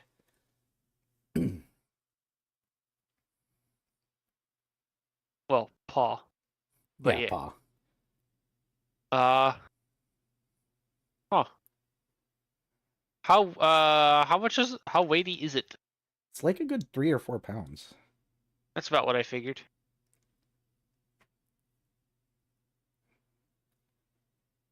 Back in my homeworld, these were very common against many traditions. They all were used in several different ways, and they're mundane. They're not magical in any way. My particular tradition would oftentimes balance them in our hands while we meditated. The weight is supposed to keep you grounded and give you something to focus on. You put all your whatever you're focusing on in it, and, well, you get the drift, I'm assuming. Some balanced it on themselves, others just kept it nearby. They have a plethora of names. I've always called them just, meditation orbs because, well, I'm basic like that, I guess. Or was. I guess I'm not as basic anymore, huh? But I figured your group could possibly put these to use. Something to help keep you mindful. She gives you the helpless shrug of, I actually have no idea what the hell I'm doing here. Shoal is going to balance it on his snout. But Fret will scribble out, "That is quite the thoughtful gift. We appreciate it." Thank you. Distribute them as they will. Supposedly, if you focus on something and practice with it every day, it can make you slightly gooder. Gooder? Oh, that's not the right word. Maybe my head is still hurting. They have me on Fret- painkillers. Fret kind of looks like he was that struck explains for a brief everything. second. That explains her nice demeanor. Exactly. It's the She's gonna drugs. snap out of it eventually, and then everybody's going to die. Yep. An ambulance for Shoal and then an ambulance for his dignity. One way or the other. Supposedly, if you meditate with it and put something into it, a thought, something you want to focus on, it'll last the entire day. As my master used to say, a weight for now and something to weigh on you later. A reminder. He was a That coot. nods. Aren't like all old masters coots? You Like- see, this is the kind of man that I'm pretty sure hasn't stood up for 30 years. He's like a super coot. Yeah, he was both amazing and the stupidest stupid ever stupid. This silly little words that made no sense. But sounded profound anyway. Oh yes, like the leaf blows in the wind until it hits something on the ground. And one must always have thoughts, otherwise they are a blank slate. I still don't get it. Then he'd laugh at one of his own jokes that he told nobody. Were there several orbs in this box? Yes, there was 3 orbs, each in their own box. But feel free to distribute those among your group and use them as you will. Down. Shoal will put his back in the box. Put it in his bag. Otherwise, she's just going to have tea with you guys. For now, she has details, apparently. Yeah, but best to do it while Last is there, because Exactly. Last is the leader. So nice little tea party for a little bit. Dr. And Bolt. Shoal's expectations have been subverted, and he is not going to the hospital. For now. So, what sort of chicanery is going on at the Bird Institute of Bird? Surprisingly past the security protocols that they seem to be trying to work on still. Pretty normal stuff. Nothing crazy going on. Your boss is currently busy still working with the security nonsense for obvious reasons because he wants it to be perfect!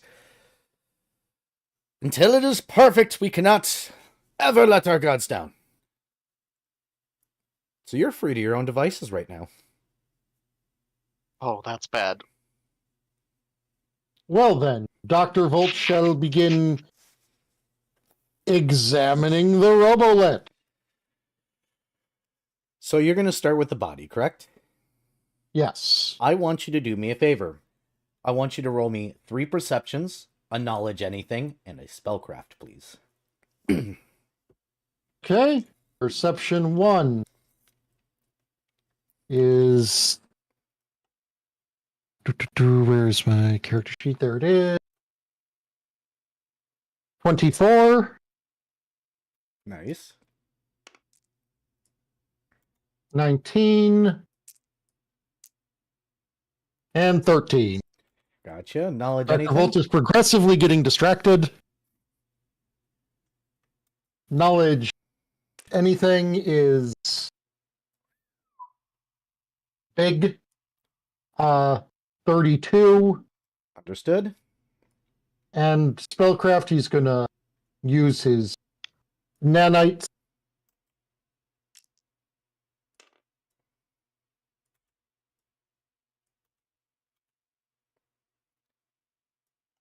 Okay, 29 plus 4. 33. Perfect. So you begin the procedure and you begin to looking into how this was implemented and everything else. And one of the first things you notice is that there are definite burn wounds underneath the edges of the automated parts. It seems that one of his arms was almost completely replaced, as well as a good portion of his chest, something you guys didn't notice because he never took his shirt off. Seeing this now, you can, as you get further into taking this part off and taking that part off, you realize that this wasn't manufactured and put on him. It looks like it was molded live. Like somebody just poured molten hot metal directly onto his body, then used magic to shape it into the forms they wanted it to be as it cooled. You notice that once you get into the chest portion, that a lot of his internal organs were replaced with interesting contraptions that don't quite meet the standards that you would have nowadays, but were definitely early tries at getting it right.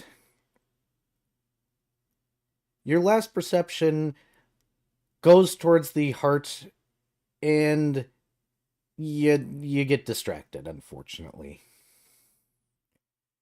As you're looking at things over, you realize that yes, this is definitely proto when it comes to everything. One of the big notes you notice is that it is power cell reliant, not out of necessity of a place like this, but of the world you are probably on, which is why by the way, your thing worked pretty well. Or your knowledge everything.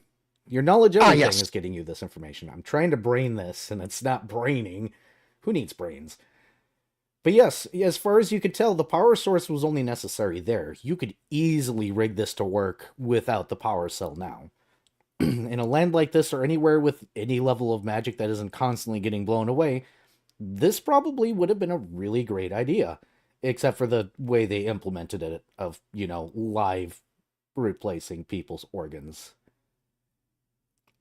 Your spellcraft tells you a couple of things. It tells you that its power, or other than its power source, it is pretty much mundane without any sort of enchanting. So to get this working again, you'll have to apply some sort of level of enchantment to it to reactivate it, much like a normal golem.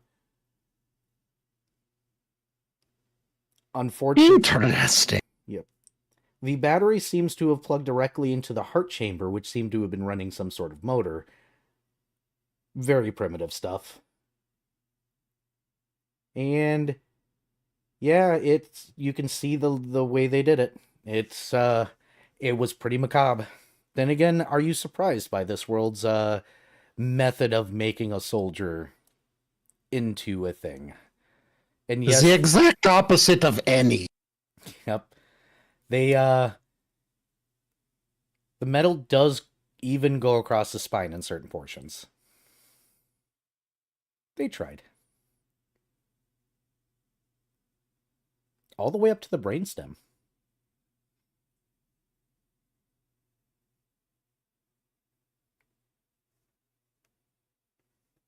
Does this give the German enough German? To German? To potentially work on new biotechnical augments? Yes. Maybe. I don't know. But yes, you could probably get this up and running if you cared to. Getting it on somebody is going to be Whole nother thing. a procedure. But when is a scientist afraid to do something? Well, you wouldn't call it unethical, at least, if they're willing. Only because I'm Dr. Volt.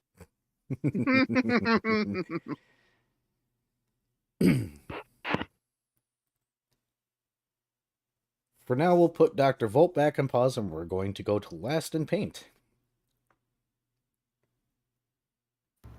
Paint sighs as he stares out the front windows.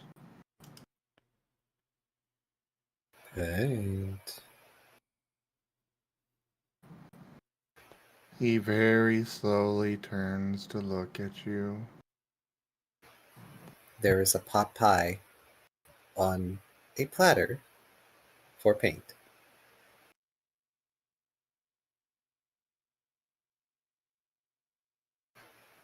There's a little bit of raised crust that spells out the letters "Good Boy."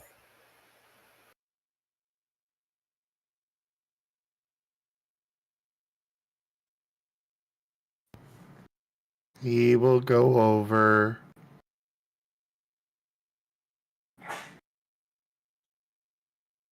sniff at it, and start eating it happily.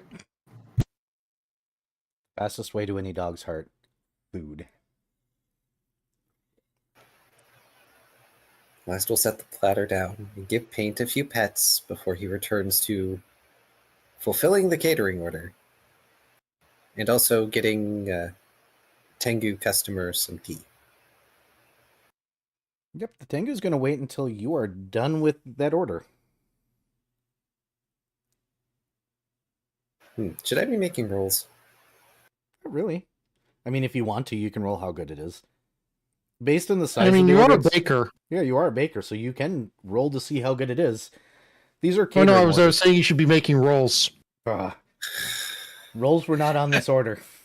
No, Go rolls ahead are not on that order. Go ahead and roll to see how good it is. This is a catering order. They probably don't expect a last minute catering order. They probably don't expect it to be good. They probably just expect it to be edible. Joke's Ooh, on them. the cannon. Yes. Dang. Yes, that is a total of a 23. So you're going to actually go in on this.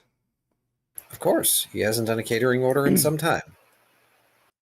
And it's weird. It's so quiet. As a matter of fact, you get a couple of random customers coming in.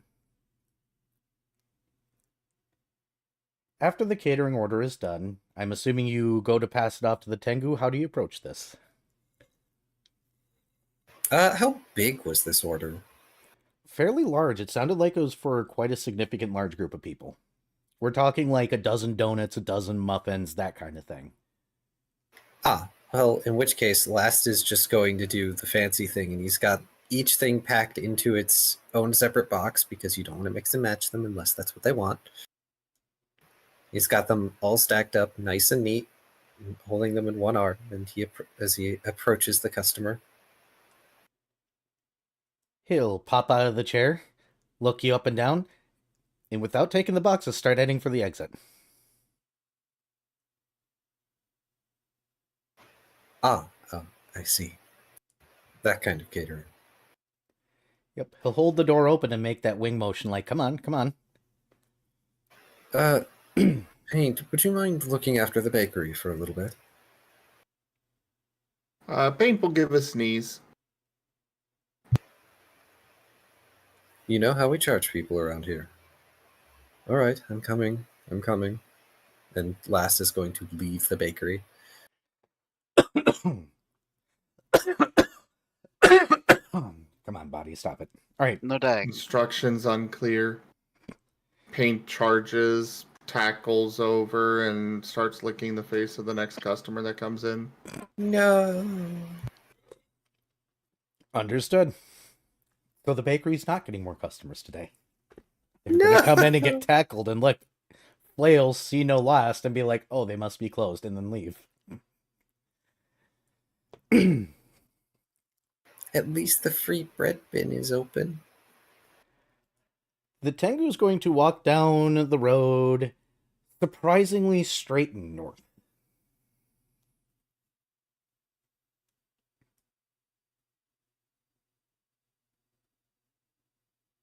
Yes, off into the Eclipse Warfront you go. Oh. It's been a while since he's been out here doing something like this. The bird will soon leave the main road into one of the broken edges of the city, seeming to be intending to go somewhere very specific.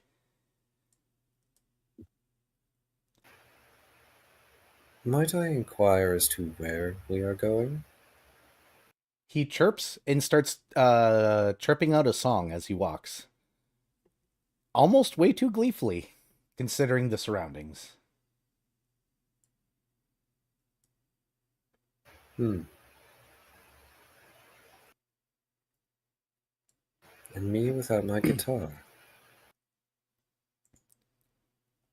He repeats exactly what you say.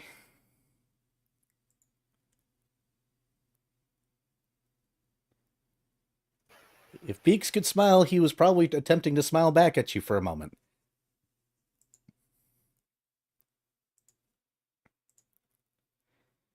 It might be hard to tell if Last is smiling. He doesn't even have his mask on right now. He leads you to a building that looks... Well, it's the Eclipse Warfront. It's as whole as it's going to get out here. And he walks up to the door and he finagles with it with his wings before pushing it open. And inside, it's actually relatively well lit. You see a large table, you see several chairs, and you see Alan Exley standing at the back, looking up at a wall that is a map of the city. He turns around and puts out his arms and goes, Vandava! I'm so glad you were able to do this order in such short notice. I apologize greatly for putting this pressure on you. I believe Cheap Cheap here did a great job for you. Cheap, why are you not helping him carry the boxes? Come on, boy. It's fine. It's a catering order. I just didn't expect it to be this kind of catering order. Oh, well, come on and set it on the table. I'm sure I have to answer some questions about where we are and what we're doing here. It probably looks very suspicious me being alone in a room in this part of the city by myself, huh? A little bit.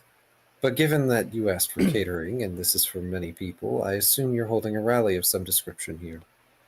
More of a meeting. I'm hoping that I can get a little bit more support. I've called some guild heads in that are currently on pause and put out some letters to a couple of local businesses, and my hope is the free food will at least get them inside the door.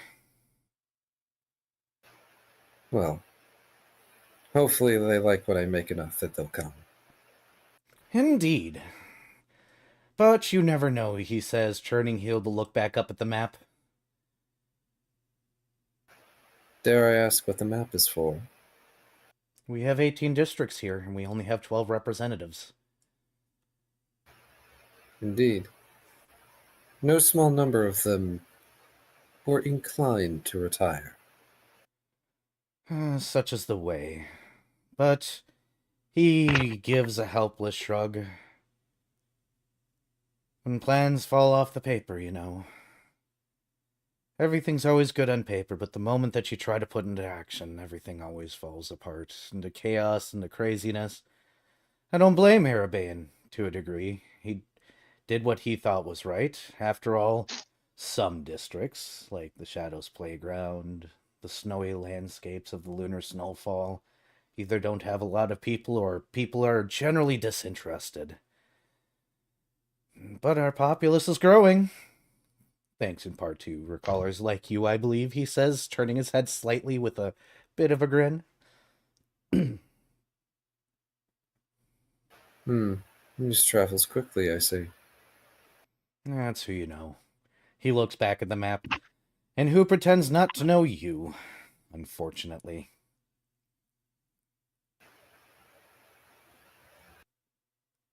Last pauses as he sets down the last box. You make that sound as though it's a bad thing. Though I suppose fame doesn't come without issues. Oh, I wish I was famous, my dear boy. My words, over and over again, have fallen in deaf ears to a point where I would almost say that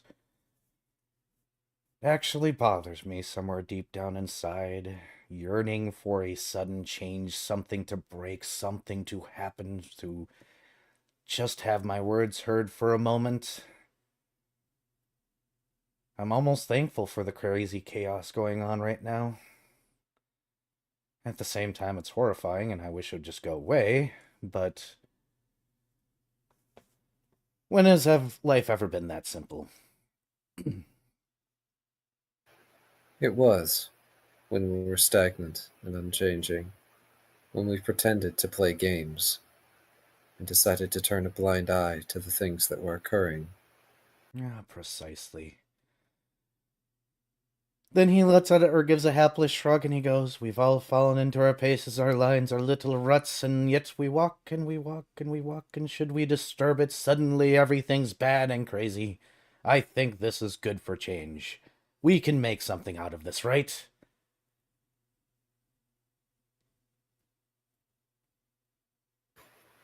Last will clasp his hands behind his back and move over next to Mr. Exley and look at the map. It's awkwardly meticulously detailed. For a space that is non-Euclidean as it is, where streets are there only when they're needed by you and cannot exist to you elsewise, this is rather complete. Almost like somebody applied order to the chaos that this place is. How did you achieve this map? I didn't. To be quite frank, I found it. Where? Deep in Erebane's castle when I got lost once upon a time. Ah, that would explain it. I'd ask why you were there, but I assume you had reason. That's where the council meets. I still try to keep my face there. They haven't exactly let me in quite a while, but... So what district do you want to take over, Mr. Exley? I want one of the new ones. The Shadows Playground, he motions up.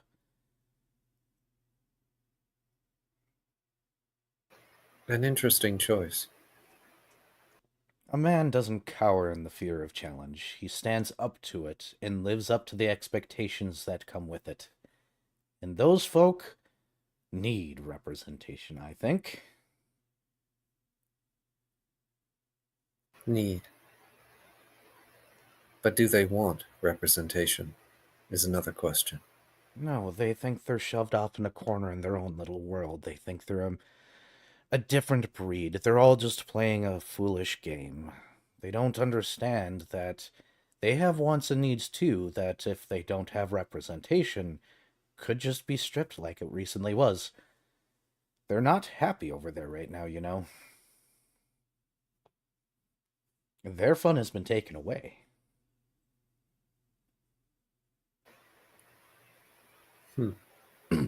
I imagine a number of them have no small amount of ill will towards me.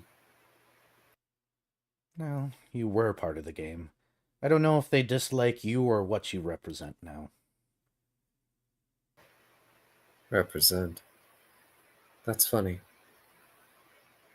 I represent freedom returned.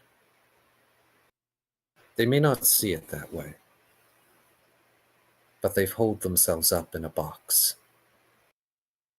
They've taken away choices for themselves, freedoms and thoughts. They have chosen to believe that they are unchained, all the while caging themselves. Oh, you sound like Arabane's stupid face now. He laughs. That dragon says some weird-ass shit. He speaks from wisdom beyond the centuries that we have lived. And I speak from experience of a society that pretends.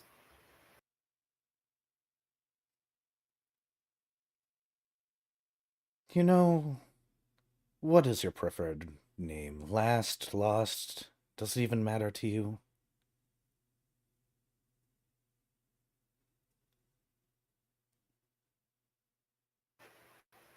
Let me answer your question with a question. Last turns to regard, Mr. Exley.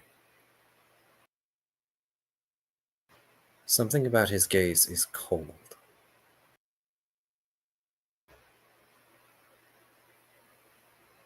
What if I told you I am both?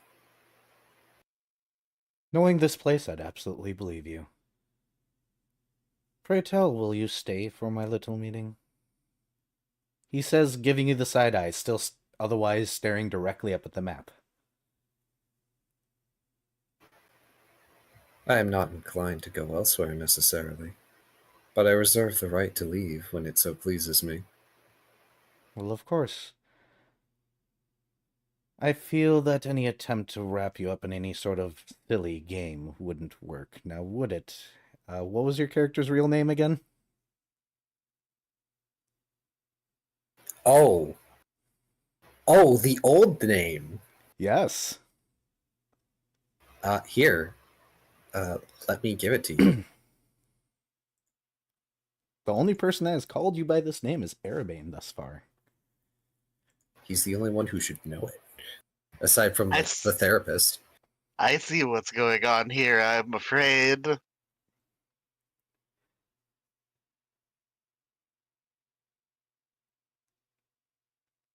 Which, oh shit. Oh shit. Wrapped up in any silly games. Halsaref. Last's gaze intensifies, and he moves in front of the map. And who are you to invoke that name? He smiles and says, "Oh, I'm sorry, I didn't mean to offend."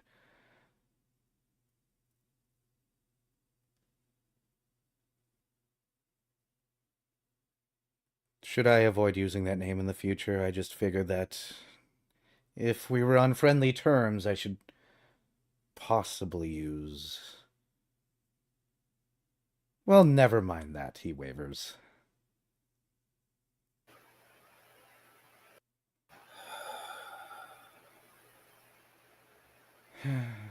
Alas, it seems like nobody came again.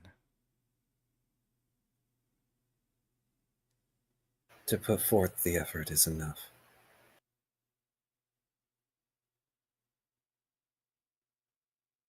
Your proactivity will bear fruit, given time. Oh, I'm sure it will. Oh, well. He'll turn around, open up the box, take one of the donuts, stand up at the table. To all those that came here today, I thank you so much for your attention. I did want to presentate to you all an idea of splitting up the factions in the city into better equal opportunities for the people, but it seems that the status quo still is. I thank you for your time. He bows. He'll drop a pouch of scales on the table, and he'll begin to walk out, wrapping an arm around Cheep Cheep as he goes. I believe I named the bird Cheep Cheep. Yes. Yep. The bird makes a sound, and then he goes, "Oh, right, you. Go on. I don't care how many you take." The bird does that thing where they run up, they put one in their beak, then they try to get another in their beak, and then another in their beak. And he goes, "You also have arms." The bird looks up in a moment of realization, scoops up as many boxes, and goes to follow Alex out. Leaving you there with the large, awkwardly ordered map.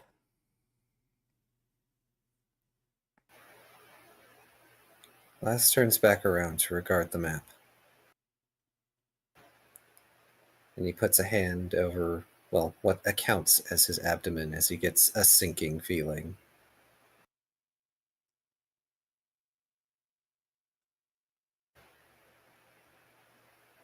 Then he's going to take the map from the wall and roll it up nice and neat. We lost the right to that name a long time ago, Mr. Exley.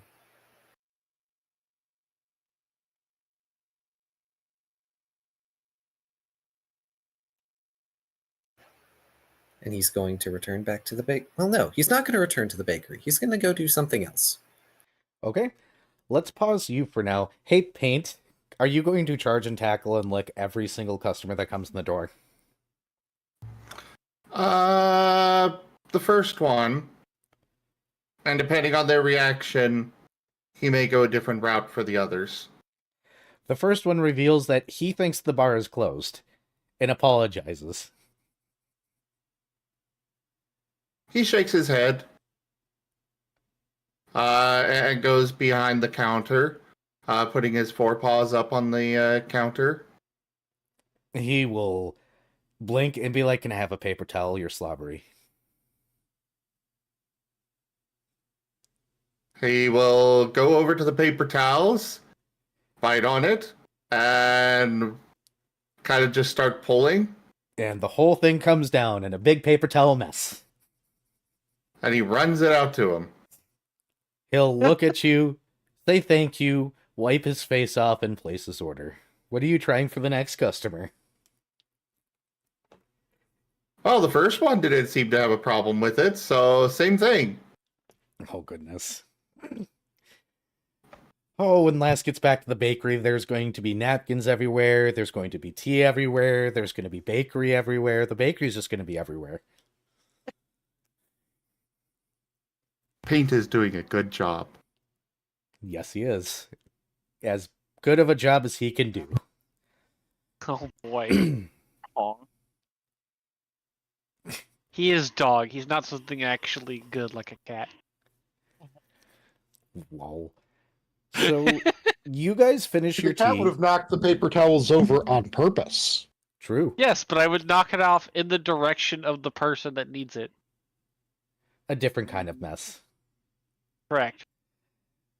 All right. I don't know. I've seen cats pull on toilet paper and paper towels far more often than I've seen dogs do that. Or do the That's wrap around and then because it shred. spins.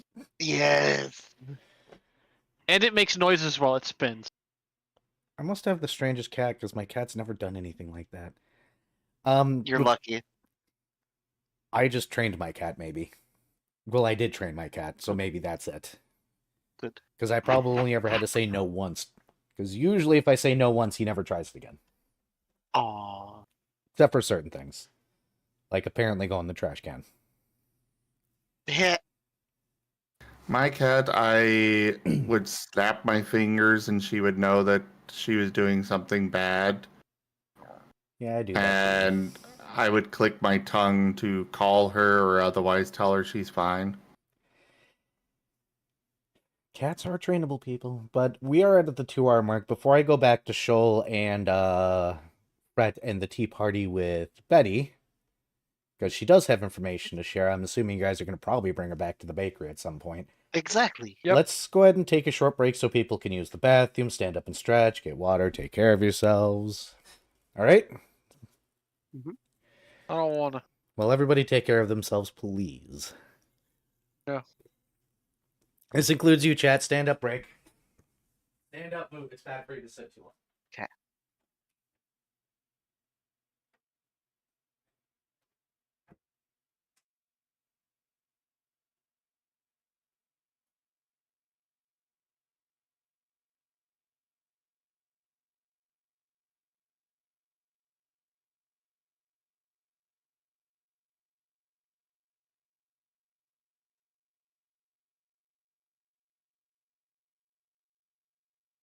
Some of the groups take breaks, yes, Timber. Other ones don't. The breaks are good for me as the note taker. It gives me a chance to catch up. I can breathe. We can fix that. No, you have no idea the sinking, twisting, not feeling in my stomach from that. From what? From the whole oh shit moment. Yeah, that okay, Uh, so I have some suspicions about what's going on there, and none of them are good. Same. Absolutely none of the potential options are good options. Correct. The one that it just immediately came to mind, but it might not necessarily be, is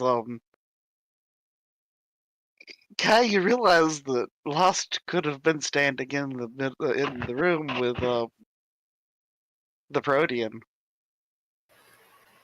Yeah, that is something that has crossed his mind. Yep. Yep. That He's been very measured in the questions he's asked because he knows if he asks the wrong questions, he's not armed or armored right now. And that would be it. Yep.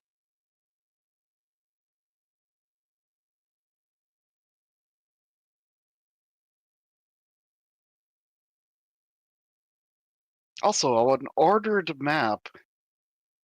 Ooh, that's concerning on several levels.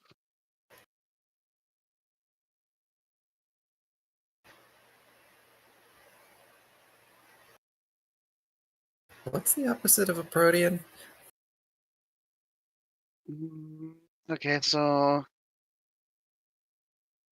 A modron? Wait, Pathfinder Oh. doesn't have modrons. I don't know, but it'd be something lawful good-ish, maybe. It would have to be lawful neutral because they're chaotic neutral. Yeah, so an archon of some sort. Ah, that's right.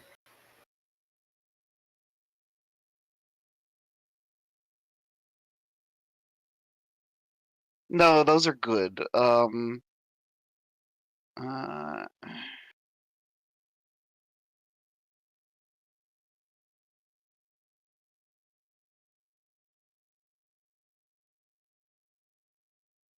okay, aeons are true neutral.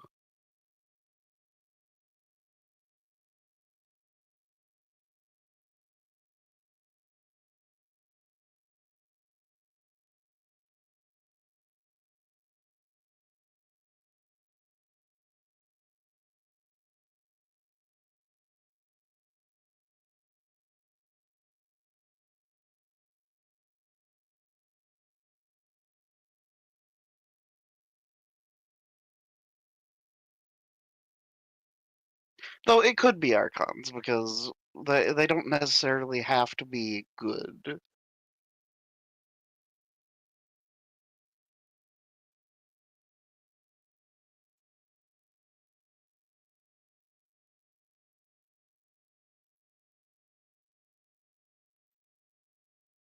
Azadas are pure good.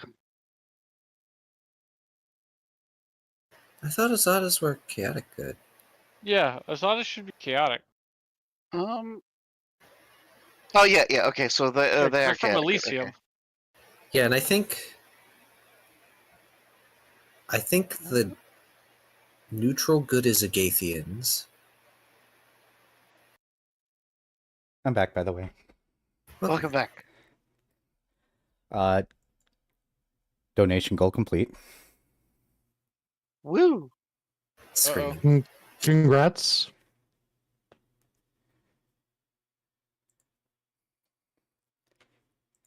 Making chat donate for a cliffhanger. Screaming. Be sure to send it to Gib Gab. Thank you, Toshime.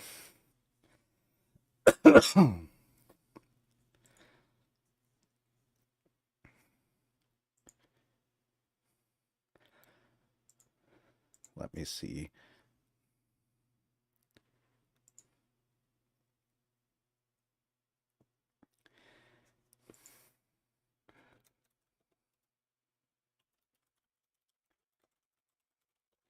Let me see if I can Google this really quickly, because I actually don't know what the opposite of a protean is.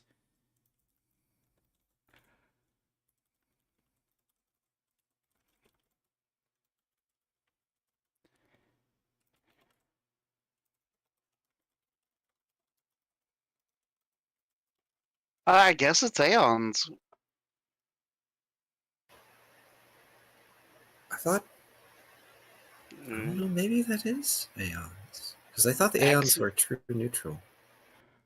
Uh, Inevitables, Axomite, Well, axiomites. Axiomites, Argons, and Mordrons. Modrons? Modrons are cool, but I don't know if that's like a They're from D&D Mechanus. thing. Yeah, they're the back end Yeah. people. I guess it's Axmites or whatever, or however that's pronounced. It would have to be axiomites. Yeah, okay. Yeah. Axiomites are creatures of pure law, living incarnations of the God Mind that brought the eternal city of Axis into existence. Ah. Yeah, and a lawful leaning weapon is an axiomatic weapon. So it'd have to be the Axiomites. Okay. Is everybody back? Do we got Dr. Volt? I am indeed here. Fantastic. Let's go ahead and hop back to the pair finishing up the tea party with a certain Betty. You guys finish up the tea, and it was a relatively quiet, I guess you could call it, evening. She'll stand up after the tea is gone and any idle chit chat that you guys might have gone through. She'll be like, well, I probably should let you two rest, not keep you any longer. It'd be rude, considering you guys probably only just recently got back. Fret nods. Well, I do appreciate the visit, and Shoal, I did actually mean you can stop by my house at any time. I do consider you a Oh, that's still hard. Friend.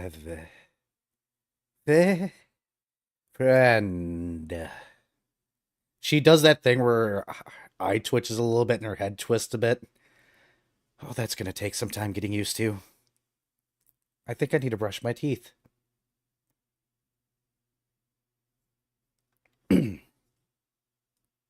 Fret will scribble out. So, swing by the bakery sometime tomorrow, potentially. Any particular time, being relative, but you know how clocks work. Fret looks back and forth between Betty and Joel. So what was the question? What time should Betty come to the bakery tomorrow?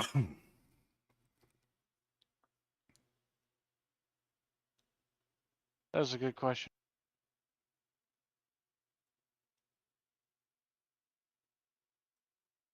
Fret shrugs and then scribbles out, what time would be good for you?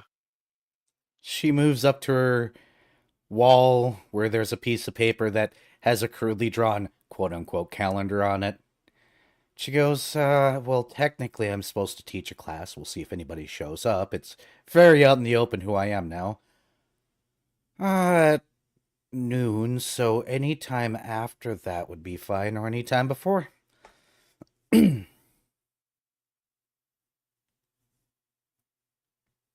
Fret shrugs and will scribble out.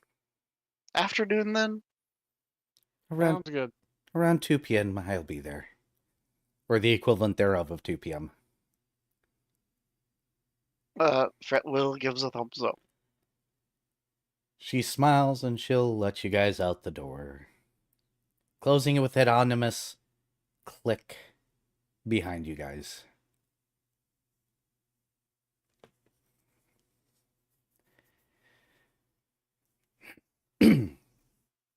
Fret just lets out a long breath. Who would have known that such a nice little tea party could have been so very stressful?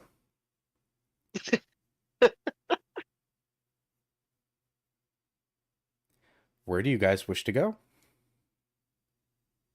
Uh,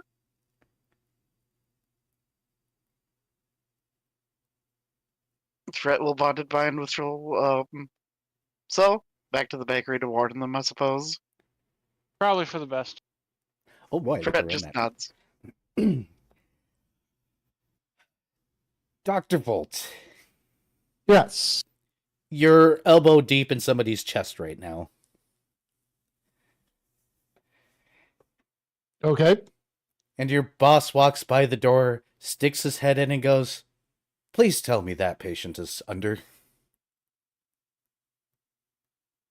The patient is deceased. Ooh, a dead body, let me see. He comes right in, and now he's leaning over your shoulder. Dr. Volt will all too happily explain all the biotech chicanery. Oh, he says the entire time, so primitive. So delightfully primitive. Ooh, that looks like it hurt. How did they get metal molding on the spine so tight? Oh, I see. They were trying to reduce cognitive behavior and have the metal golem parts take over, but boy, this is too crude for that. It's a good thing they didn't have scientists like us wherever you got this dead body from, which I'm hoping you received legally. Of course, this is an open invitation to lie to your boss because he shouldn't know about such things if they are legal.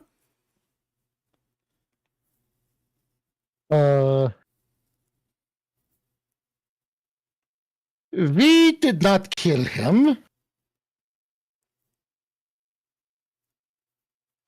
He wished to be brought here to Twilight when we return. Good enough for me. What does this do? He pokes at what you think is a liver filter. Doctor will explain that he believes that is the liver filter. He continues poking until the box opens up and you realize, whoa, that thing needs to be a new filter really bad.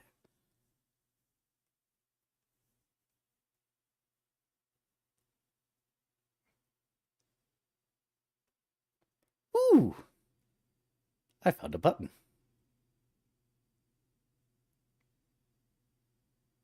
Well, continue on your work. I will not bother you anymore.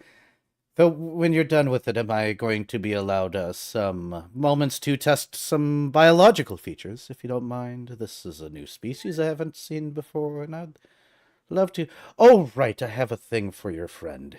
He pats himself down, does a sigh, calls for his little animal companion, which is that previously mentioned paper cat-like creature that he had been practicing with. And he hands you a vial. Which one is this for? The smoky one. Ah. He's been letting me study his biology with some samples, and I think this would possibly do something useful. And I believe I gave you the list before, Key. We might have to redig it up. We're gonna have to dig it up. I don't remember. It might be in my folder, but Yeah, I think in your notes you should have one of these potions already listed. I think I used it. Yep, but you can purchase them still, remember? Yes. Yep, so you should have that one listed. I remember that it was the physical attributes basically as a potion. And I think Yeah. extend tail and like one other thing. Yes, and no, I think one of the effects was haste, or that might have just been the prototype one. It might have been. Either way, we'll pull up that list later. But he'll offer the vial over. Please give this to him and tell him to stop by if he would like. Or, excuse me, if he'd be okay with me continuing to test his biology against various things. Of course. This time I don't feel the need to observe the results. I'm confident in my creations. That and this new security thing is such a hassle. I'm trying my best, but I swear, every time we get close to perfection, somebody points out a glaring flaw. Leave it to scientists to be pedantic. Yes, that is the nature of perfection. Indeed. He wavers. Continue. Just save a sample of blood, and a piece of whatever that organ is over there. He points at what part of his natural biology, or who knows what it is at this point anymore.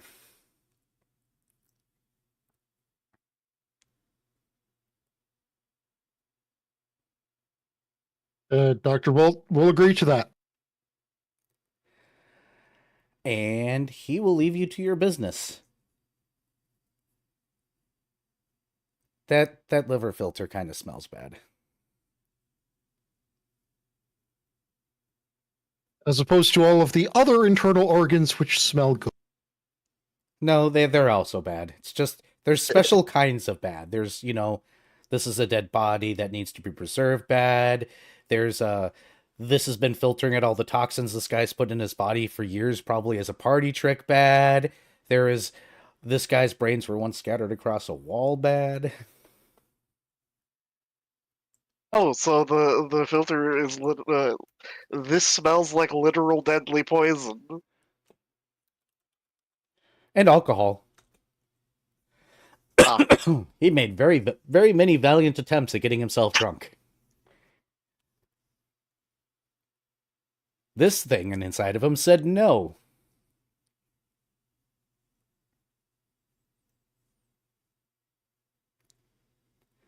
Anything else you're curious about specifically, Dr. Volt? Not exactly, but the ability to construct mechanical immortality is sure an interesting thing. Yes. It is essentially applying the half golem template. Huh. That's less interesting. It is, but they did it in a very interesting way. Fair.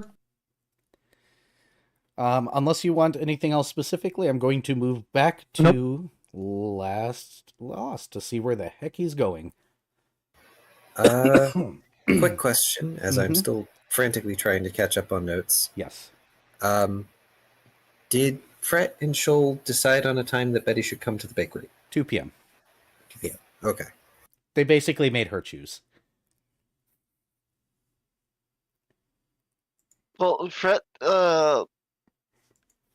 posed the what time's best for you type thing, and then it turned out that was any time not noon, Yep, quite literally. which was unfortunate because that was when he was thinking about inviting her over. Lol. High noon. I have a question, Yes. dear Era. Where would my old therapist be? Ooh, good question. My assumption was they would be in Threshold because that's where the acclamation stuff tends to happen. That is one place they could be. They could also be in Academia, in Emerald Academia, because that's where a lot of the more academic type people hang out. Paint is being replaced. Oh, no. No, you were the replacement. This is the old one. Yeah, he's being replaced with the old one. No. There's reasons you will see. Depending on how depending on how end they are, they could even end up in somewhere like the Twilight Heights. So I would just say choose between those three. Paint, roll a d4.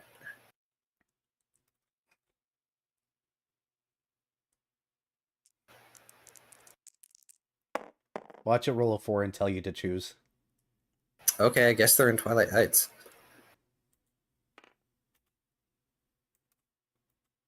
Do you want to read the Twilight Heights out loud? Or do you Sure. want me to? I can do that. District number 4, Twilight Heights. A primarily residential district, this area boasts opulent mansions, townhouses, and more modest homes, with parks interspersed for public enjoyment. Welcome to the burbs, yo. Ah. So Paint's replacement is very successful. They've probably just been here for a while. Porque no dos. But yeah, I'm assuming you're going to their office. Yes. You tread down through the tall buildings into the more burby areas, that little edge between business and regular day life that tends to exist in suburban areas like this. And you get up to his office building, which is a 3-story tall building where his office happens to reside. There's a couple few professions here inside this building, including a handful of paper pushers that you have no idea how the hell they would be called sane. Maybe it's a good thing they're in the same area as the therapist, but they do it, whatever it is that needs to be done that involves pushing papers in this place. And you make it up to his office. I forget his name. I don't think we gave the therapist a name. Oh, well, he's going to remain nameless for now because I'm lazy. No, that's fine. We'll get it later. We can just like random generate a name or whatever.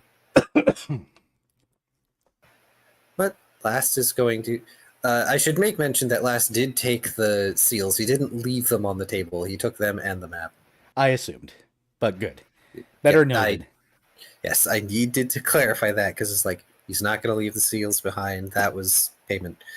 But yes, he is going to knock on the door to announce his presence. You hear just a moment from the inside.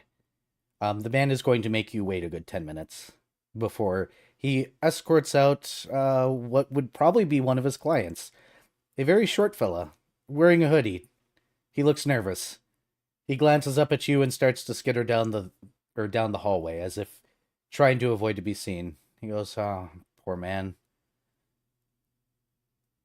My presence likely hasn't helped that. Oh, it doesn't matter. Anybody that's taller than him intimidates him. We're working on it. From his world, he was of the tallest race. Ah, I see. A pleasure to see you again. Ah, how have you been doing, Last? Come on in. It's good that you can still recognize me.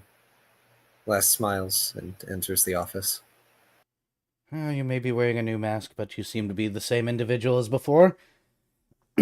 Anyways, it's kind of hard to miss the smoky demeanor. Not what I meant. But you knew what I meant. Of course, he'll shut the door behind you with the familiar, daunting click. It's the same old room, the same old chair, the same old desk. That machine that looks like a typewriter but doesn't act like one at all. But yet you have yet him to see use when actually talking to somebody. But he'll go and take a chair and sit down and be like, "So what do I own the honors? It's been quite a while."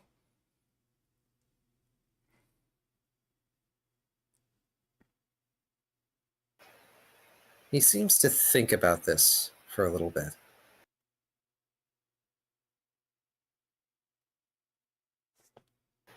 It is not the fact I am present. If you understand the double meaning of that. In this particular case, I don't think I quite do. Please do enlighten me. Steepling his fingers as if he's doing what he used to do, listening to every word you say like he's ready to pick it apart. I'm not here for a session, but I understand that is your habit. You are addressing Last. Oh, that. I see. He'll set up a little bit more proper. So business, then. He'll dust himself, or dust off his legs as if he was working hard for a moment. Oh, proverbial habits die so hard.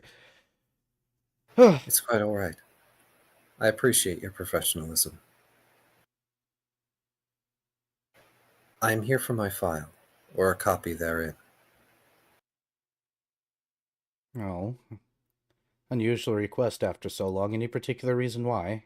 Not that I'm denying you, mind you, it's just I would have to go get it.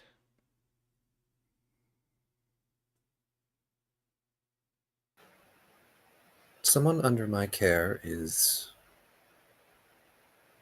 learning your trade. And in so doing, they are also functioning as a sort of therapist for me. Oh, a case study, I see. Interesting. I'm sad that to see you go, then, in which case, but it has been a while, so I guess such is the nature of things. Yes, I can get that for you. By the way, are you lying? No. Or at the very least, he is not trying to lie. Okay, I don't have to roll a sense motive. Was there any other business we needed to conduct? I can get that for you later tonight. I have a client here in about 10 minutes, and, well, I could traverse the city to where I keep my files and then back in that amount of time. I would rather not mess with time too much like that in my own purview. Have you spoken my real name to anyone? Quite prompt of a question, but no, why would I? Because I was just addressed by it. Oh, that's obscure. Odd. No, I don't remember talking to anybody and mentioning your real name. I would have no reason to. It's not the name you prefer to go by. Didn't she also complain that Erebane occasionally uses it with you? Erebane is the only one who may. Oh, it's been a while after all, so I guess my memory isn't as good as I thought it was. But, no, not that I recall. May I ask why such a question? Because only you and Erebane should know that name. The implication here is that someone has been in your files. No, that'd be quite difficult, all things considered. No, it wouldn't. Allow me to elaborate. Have you heard of the goings-on in the city of late? They've calmed now, it seems. Well, of course I have. There was a couple of chaotic incidents. Some people playing some game. Whatever game they were playing, it seems to have shut up. Proverbially, my god tongue. Proverbially, I give up on that word. Speaking. Proverbially. Thank you. Not a game. And in fact, the games have been cancelled. Oh, I heard about that. That's why I figured things stopped. No. There's a faction that is currently under investigation. In fact, there are several under investigation. For instigation of chaos and unrest. And even more, for causing undue harm to both the city and its inhabitants. Oh, I didn't realize it was that severe. They have shown a proclivity for mind control, particularly the manipulation of both body and mind. If you do not remember your files being given or shown to another, it would not surprise me. If that is the case, I would never be able to remember, but I can guarantee you nobody's seen my files. Just a warning.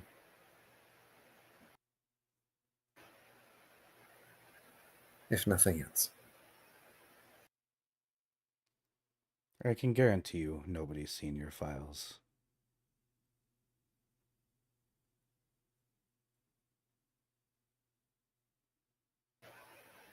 Then shall I wait here while you retrieve them? If I must, he stands up. He'll adjust his coat. If my next client shows up, let them know I am going to get your files. I guarantee that your files have not been seen by anyone. And I will Excuse me. trust. And I will trust your judgment. I will greet your next client with all politeness and respect. Absolutely. Just make sure not to stare for too long. They're going to try to come here without any sort of makeup today. They have self-image issues.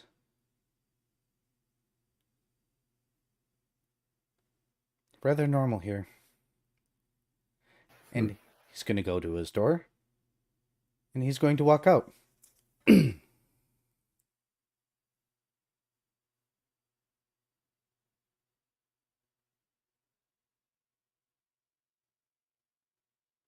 I'm assuming you're just waiting there. Yep, just waiting, politely. He has the rolled up map across his lap.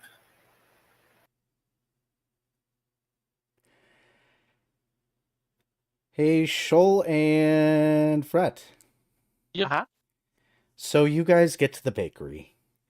Paint, are you going to tackle friends or just customers? So I was going to say that he would probably be doing studies between people coming in. Mm-hmm. So unfortunately, that does mean he's not actively ready to pounce whoever comes in the door next. But he will tackle Fred. Understood. So you guys walk into the door and you see paper towels all over the place. The floor has spills all over. There's messed up boxes. It's a right mess in here. It looks like a dog was left in charge. And then Fret, you get tackled. And Fret flails wildly Hey, Shoal. and tries his best to push Paint off. Hey, Shoal. Yeah. Your Fret just got tackled. Squint. Click, click, click, click, click, click. And silent look of displeasure and disgust, and attempting to shield his face.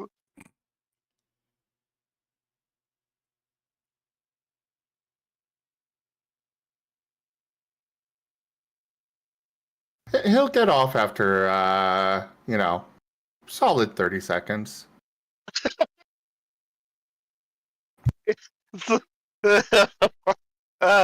Fret, Once scoops he's up a- satisfied, Fred is thoroughly drenched. Oh dear. Ew. Well, at least there's paper towels all over the place. Yeah, Fret will scoop up a couple paper towels from the ground and wipe his face off. Yep, the bakery's definitely messier. As are you now. Fret will pull out his sitar and begin playing the tune of Prestidigitation. Ah, you're cleaning up. Paint's going behind the counter. Paws up on the counter, looking at you two expectantly.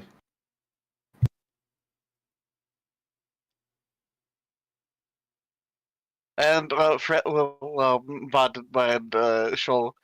You talk to the dog. Tell him what's going on and tomorrow, and figure out what in the world's going on in here. I'm cleaning up, and then we'll continue prestidigitating and begin cleaning up the room.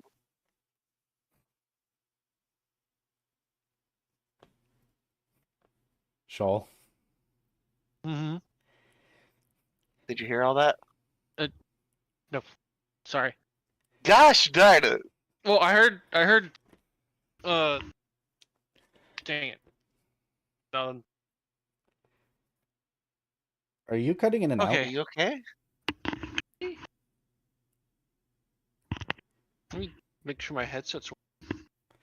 Yeah, because you're cutting in and out there. A lot, actually.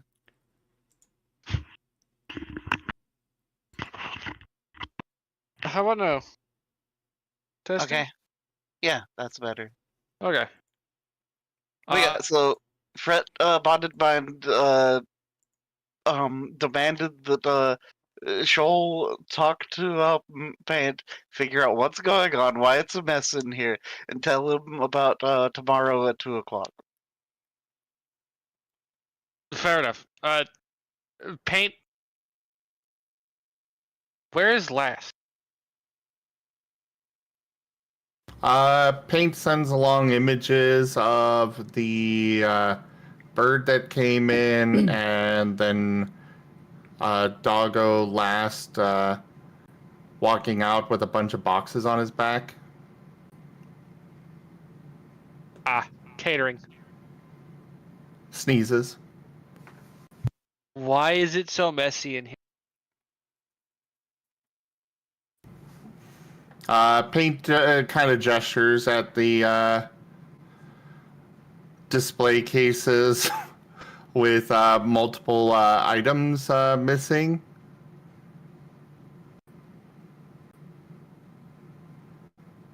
And then he gestures over at the cash register, or whatever that is. So. Okay, but why are there paper towels all over the floor? He points a paw at Fret. Have you been doing that to everybody? Sneezes. And wags. Fret just has the most deadpan look as he cleans up a little spilled whatever condiment on the floor or something. Dogs.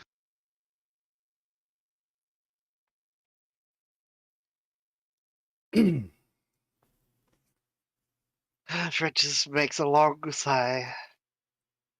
Shoal feels that.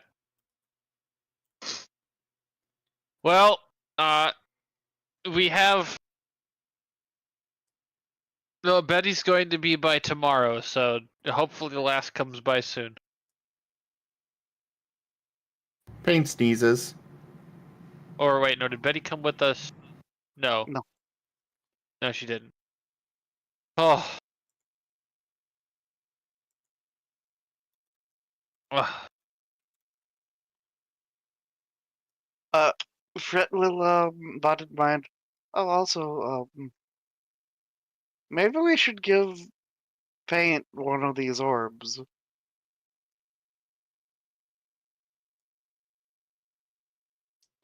Hey, Paint, they just brought out a ball. We have not brought out anything yet. Oh, damn. Not yet. Give us a second. Give us a second. Shoal is debating if happening. this is a. Shoal is debating if this is an idea he wants any part of. Fret will kind of just give the holding out one hand gesture at Shoal. Shoal is giving Fret a "Are you fucking serious?" look. Fret nods. Ugh. Paint is giving the doggo head tilt. I don't Fret wanna. shakes the hand that's held out. I don't wanna.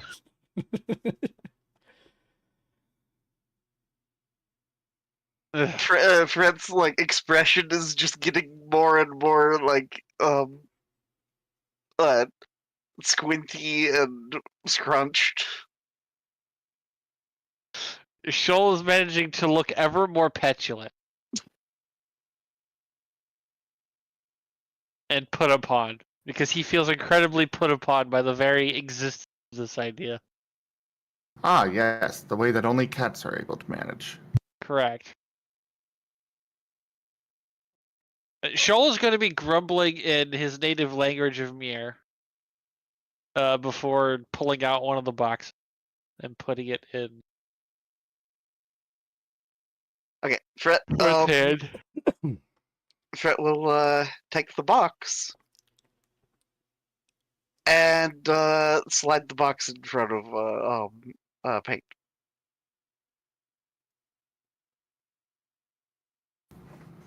Paint will look at the box and then pull out a cupcake from the display case and put it on top of the box. Fret shakes his head emphatically and kind of pantomimes opening the box. He moves the cupcake and bites on the box Fret will and tries to hastily open. get Paint to stop, and then we'll just open the box himself. What were you expecting? No thumbs. But you could have Rex do it. He hasn't resummoned Rex yet. Oh, No bodacious, man. Inside the box is a ball. Paint's eyes are glued to the ball. His tail is wagging fast.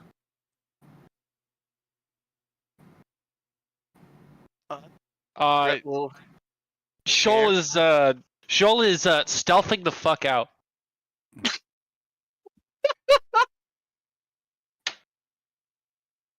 Fret will carefully pull the ball out and Paint's gently gaze is offer it following it. to Paint.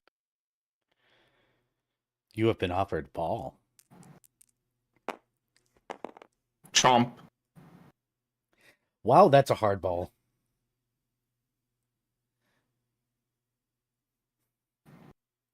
Well, He if makes a anyone looks slightly for pained Shoal- expression. if anyone looks around for Shoal, Shoal has rolled a 25 on stealth, so good luck. Understood. What'd you say, Paint? Paint is making a pained look. and just kind of opens his mouth and lets it roll off his tongue onto the counter. That thing's heavy. Aw. Thump. Fret will scribble out. You're not supposed to like bite down hard on it. It's a meditation ball. You Head meditate with tilt. it.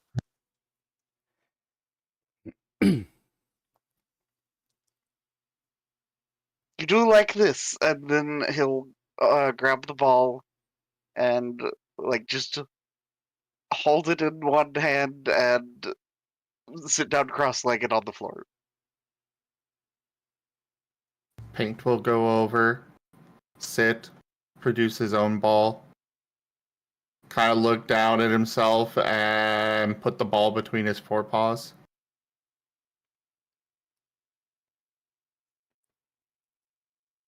And Fret will gently attempt to balance the meditation ball on Paint's ball. Your Doesn't balls are work touching. that well. Oh, it's gay. It's gay now. It's super gay now. We don't make the rules. Gay, homosexual, gay. Super gay. You rang? According to the ancient rules of the internet, it is now gay.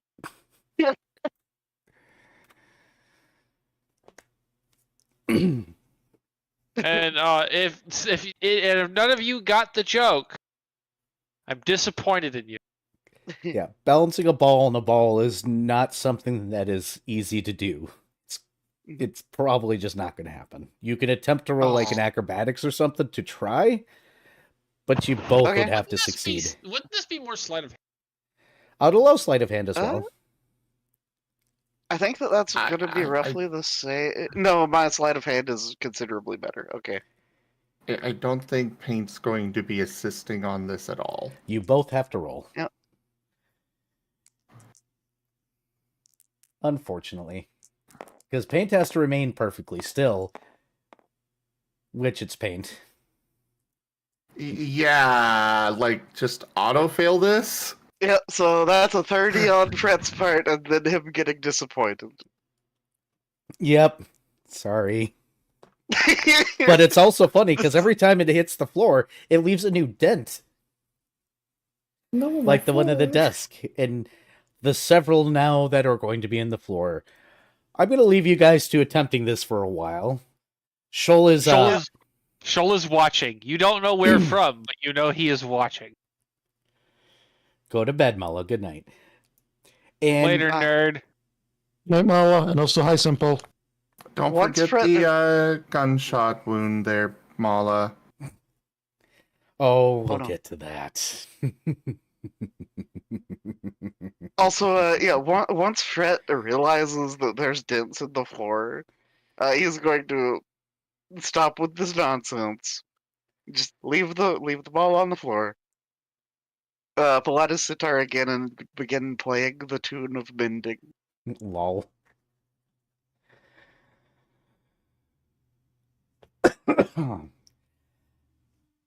Hey, last. Yes. You remember this office so very well. The tick, tick, tick, tick of the clock. Surprisingly, the other client doesn't show up, and you're there for what feels like a while. I'm assuming you're going to continue to wait.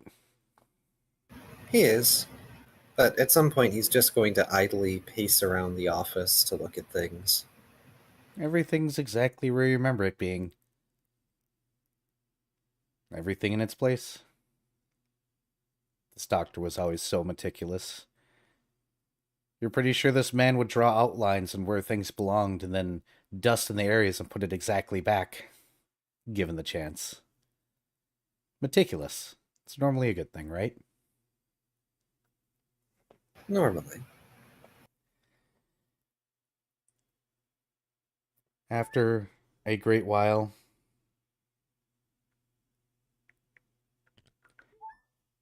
come on, phone, shush. After a great while, he does return with your file in hand. He'll come into the door and be like, my client never showed, did they? I'm afraid not. I will pay them a visit in their home. I'm sure they're having a moment. They'll offer over your file. It's fairly thick. It appears unaltered. As Last is going to take the file to briefly flip through it. It definitely looks like normal files. He says, I guarantee nobody's messed with it.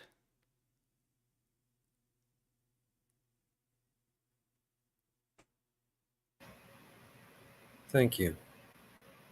Of course. Is there anything else I can do for you?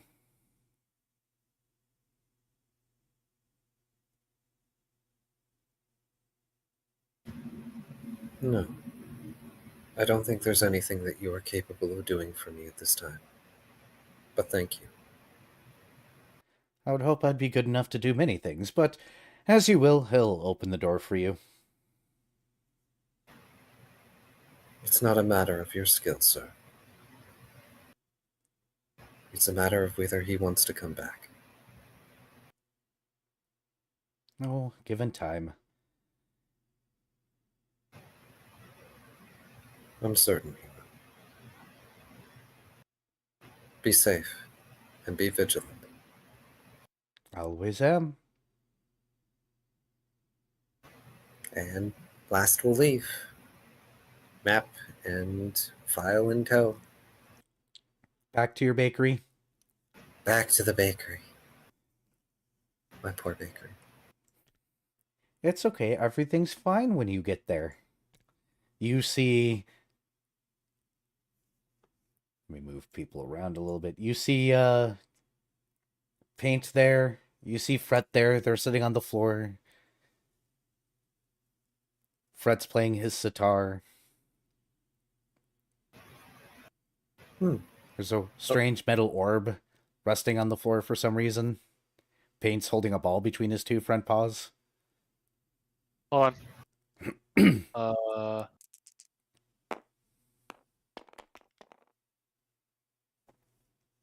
That's even better. Cool. Schultz is gonna pop up behind last. There's suddenly Thing. a cat shark behind you. Yup. That was a 33 on stealth. Well, since Last doesn't know you're there, you're gonna get boofed repeatedly by Last Tail. Because it's just like swaying about. Schultz will be dodging it, don't worry. He's not letting it touch him. It's part of his stealth roll. Just barrel roll, hop. I imagine him doing that thing that cats do where they take the gentle steppies through stuff. Just repeatedly. But yeah, Last is gonna approach, look around a little bit. There's still a cat shark behind you. I feel like this would have been a lot messier. I'm impressed. Fret just turns and gives Last the most exasperated look.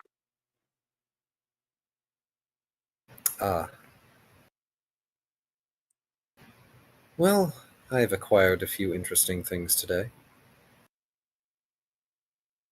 Fret raises an eyebrow. He goes over to one of the tables, and he's going to set down the very thick therapy file. This is for you, Paint. Paint is looking at it and tilting his head in confusion. You've been learning therapy, haven't you? He sneezes.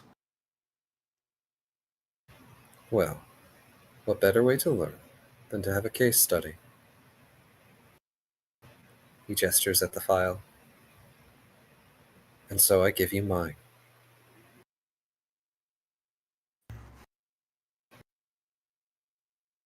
Paint is looking rather shocked. Last tilts his head slightly to the side, smiles. You can't well be my therapist if you don't have this. It's a lot easier when you don't have to build from the ground up, or so I'm told.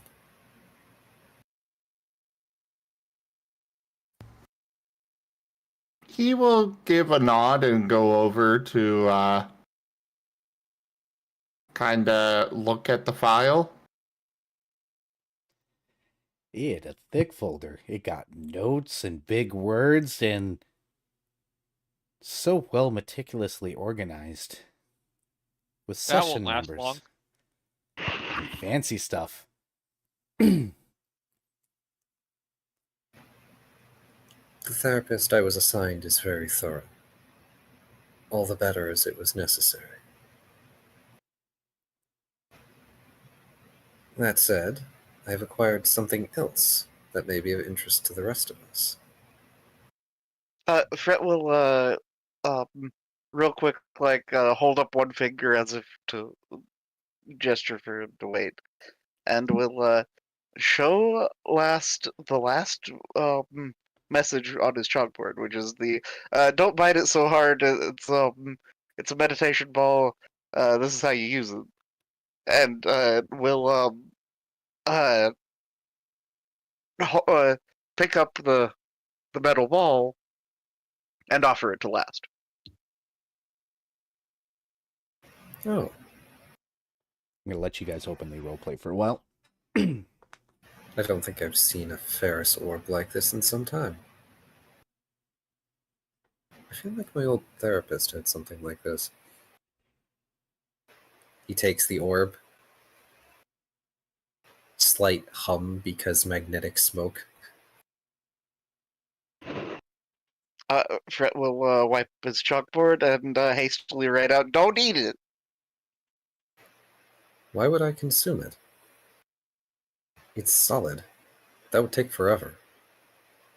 And also I have better uses for metal this dense. Fret nods. Besides, if it's a gift, then it would be rude of me to do such things. It's a gift from Betty. A gift from who? Betty. Sudden fear response. Fret One will sec, bond guys. mind Shoal. Oh yeah, you should tell them about the tomorrow. Oh yeah, Betty's gonna be by tomorrow. 1 sec. Gib Gab, thank you so much for that resub and your 2 years of support. Dude, Wow. Thank you so much.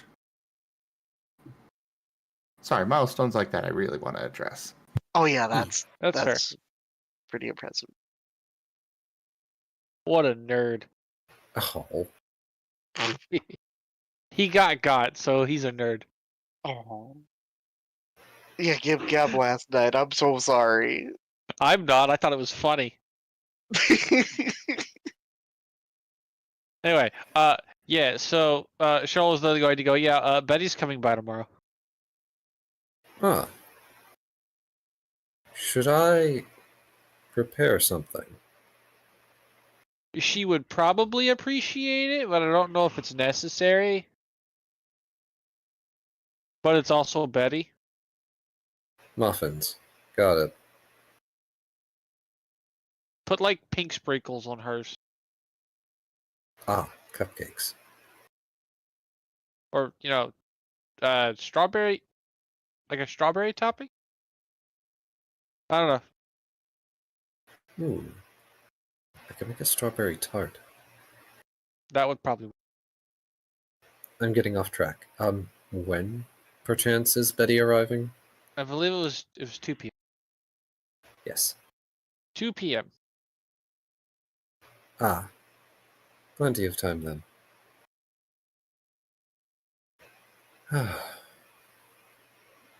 Now then. With that out of the way, he's going to just partially unroll the detailed map. I happened across this when I was out catering. That's certainly a map. It's a map of Twilight.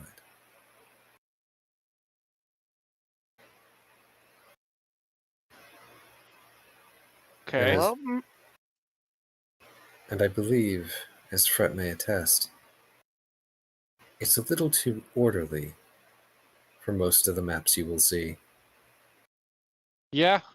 Fret will begin just deeply inspecting this map.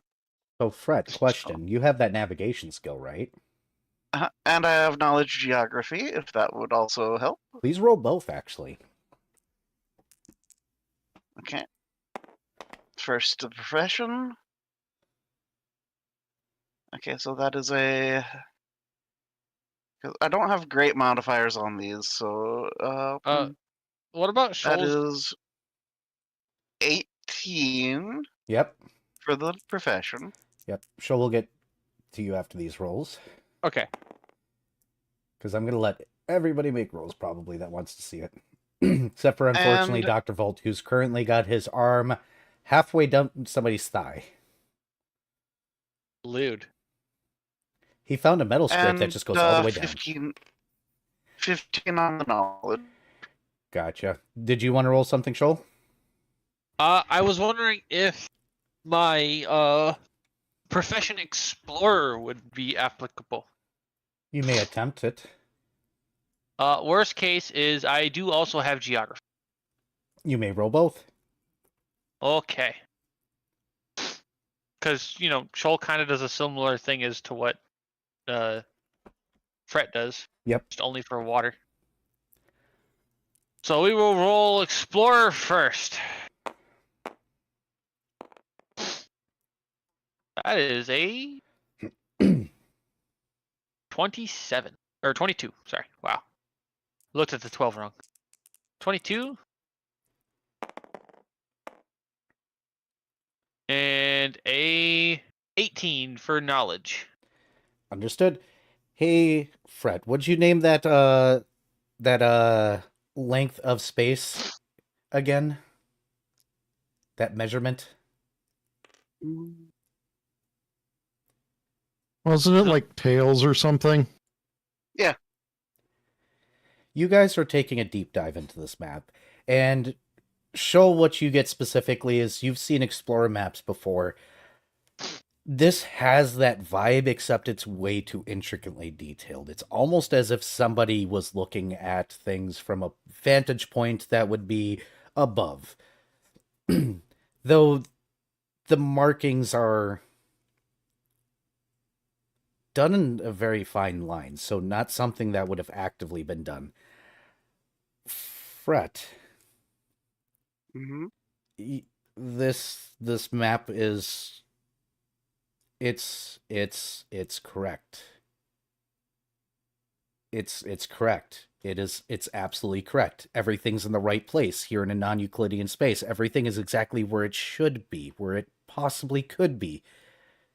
Like a puzzle, and then your eyes drift down to the notation of the measurements being used, and you see the word tails. Fret It's has the most confused look. yeah, it's perfectly the way that it should be. Fred has like this distinct look of panic, and like in so much that like just incoherent screaming through the bonded mind as he just looks to last lost and just all this in detect magicking. The weirdest part is that this isn't magical in nature, it's devoid of magic. Ooh, don't. That's interesting. What are you doing, Fret? Fred will put his piece of chalk in bold mode, so sideways. And we'll write out, where did you get this? This was obtained by the person who ordered catering. Given they are an aspiring council member, they found it. They were getting lost at one point or another. Or so they say. Thank you for the follow, Victor. Fret will squint so intensely. A strange choice of answer, isn't it? Fret will gesture at the neat legend of with the what was that, Viv? It feels too neat of an initial. Yeah, Fret will gesture at the legend with the measurement notations, and we'll write out in like very scratchy script.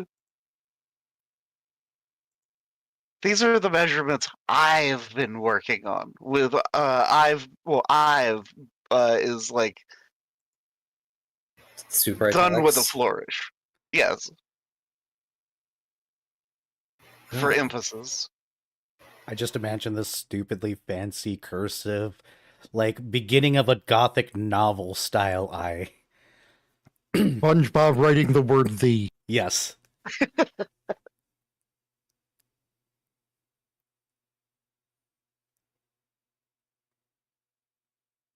So Right. Fred will continue on. This could not have been made yet. Not unless your research has been co-opted in your and Volt's absence.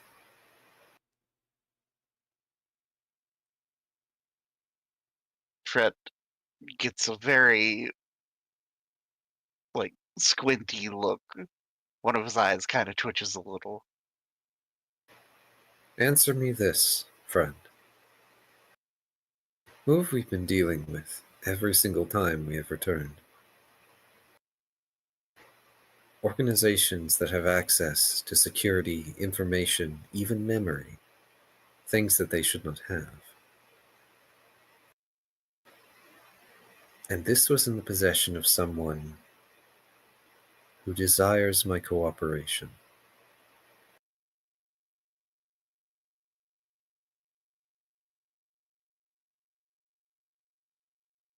I don't like any part of this.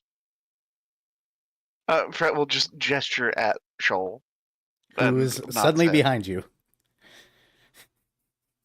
Shoal has been behind there the entire time and speaking. True, he would have jumped the first time, sorry. Oh yeah, he jumped, but it was just like his vapors that jumped. There was this brief spike prickle like along his shoulders and mane. Oh, just the ferrofluid. It's the Feral cat fluid move, floofing. Yep. which, by the way, is very funny to do to a long-haired cat. Yep.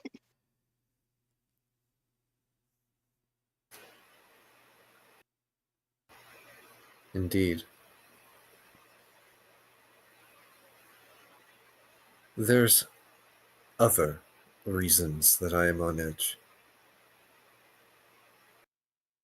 Fred head tilts.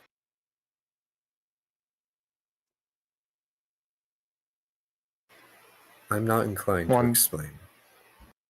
Got a raid? Go for it.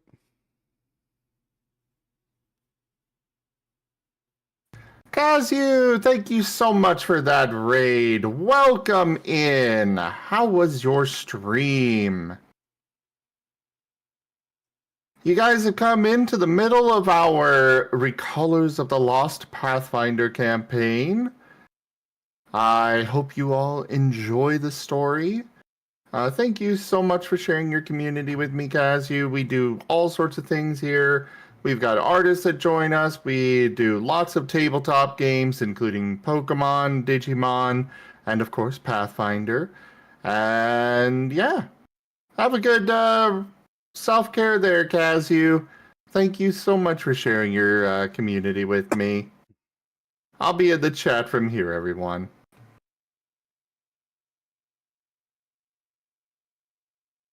Go ahead, sorry.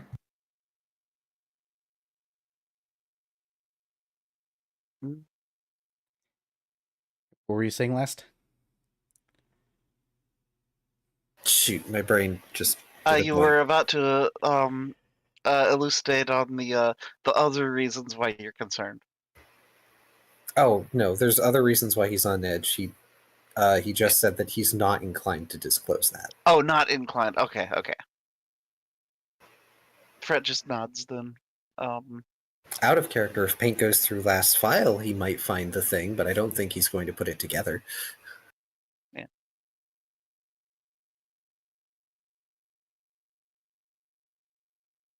Well, Probably not. And he'll be going through it later. He's just taking a quick glance at it right now. Anything else you guys wish to Fred, do with the map? Go ahead. Fred will begin studying this map though, as he's leisurely listening to the conversation, and will scribble out, "This is amazing." So I'm just saying, we don't leave the map out and about. That goes without saying. Yeah, well, I needed to make sure it was said. Looks over at Fret. Fair enough. Why am I even bothering asking where Volt is? He's probably dismembered the corpse by now. Fred will point out the laboratory on the map. I figured as much.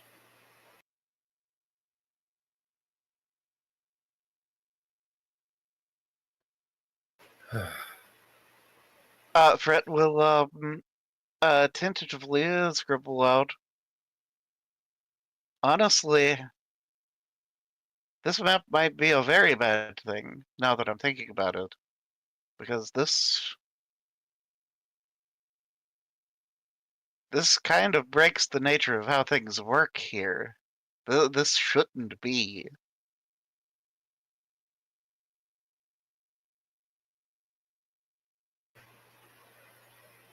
Let me ask you a question, Fred. How did the streets seem to you on your way over? Fred has a contemplative look.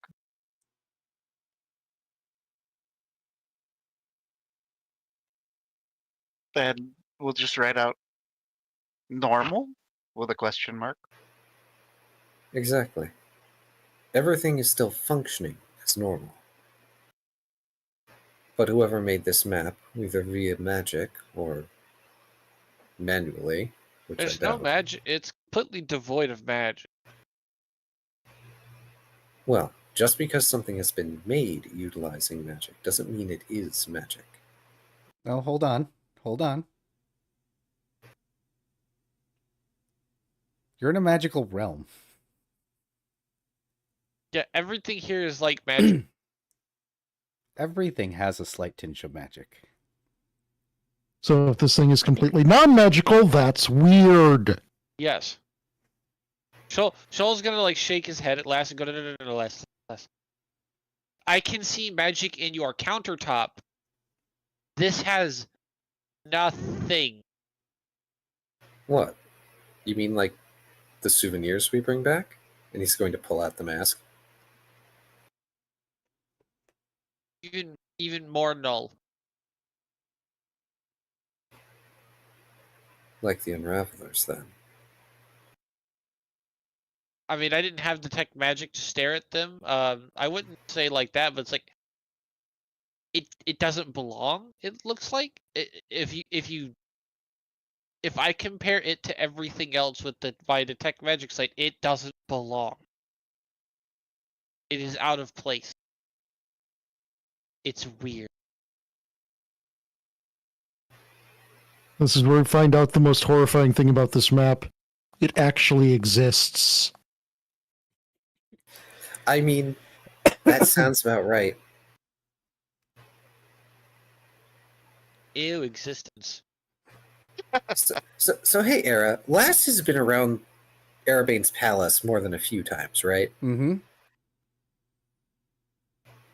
Is there anything that would trigger a memory for him about the nature of this object and anything else in the palace he may have seen?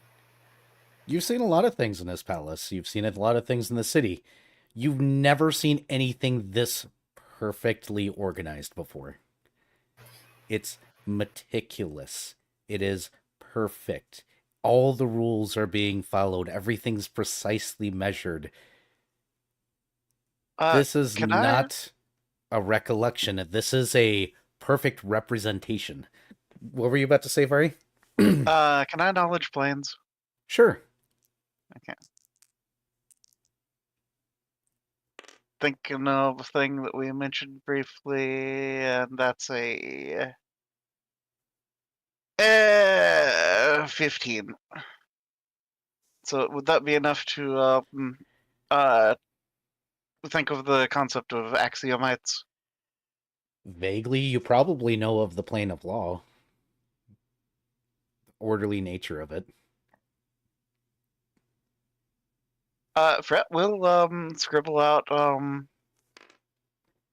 this is too orderly. It's like something from the plane of law, I would say, maybe. But I don't know. Not it might not really, but it's funny. too organized. I would blame the Fae, but it is too organized to be Fae. Yeah, just for your notes. He just looks around the shop. For your notes, Key, you remember that everything is a little bit off always here because these are all memories. And memories aren't perfect. This is.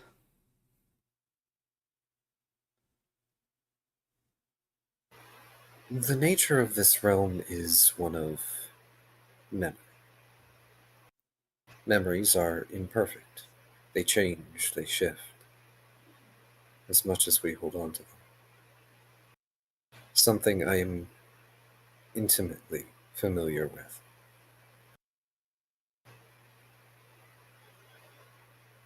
So, a perfect representation cannot be a memory. Fret will scribble out. We should go get Dr. Volt. This is above my pay grade. This is above our pay grade. Agreed. I apologize. I had hoped that perhaps for one day we might have peace.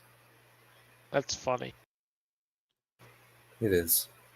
First, we have to deal with the delinquents of chaos, and now, potentially, the forces of law. Fret will kind of just sigh and slouch a little. It's almost as if anything and everything wants this realm because of its nature.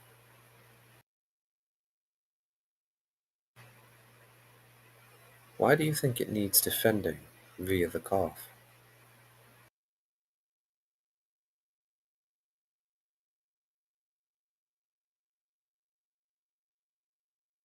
Fret shrugs.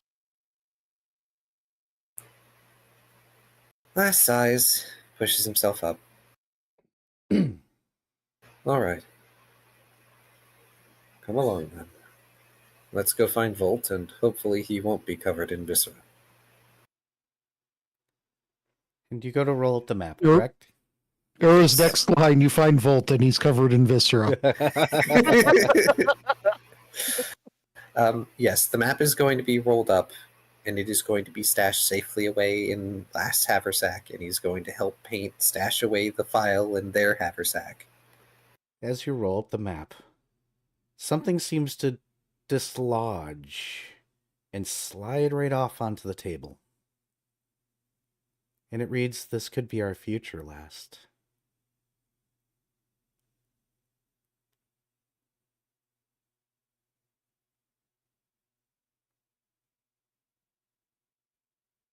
Troll staring at it. Last is staring at it.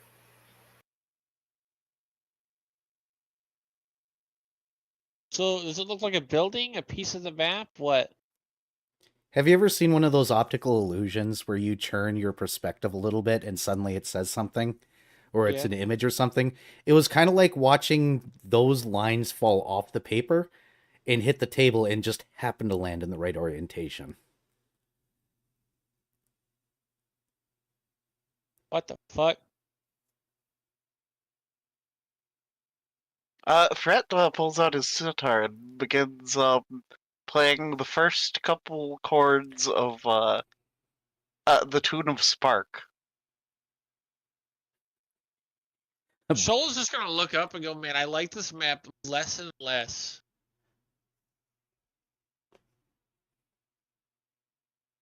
Contingency's a fun spell, by the way. It's fucking obnoxious, is what it is.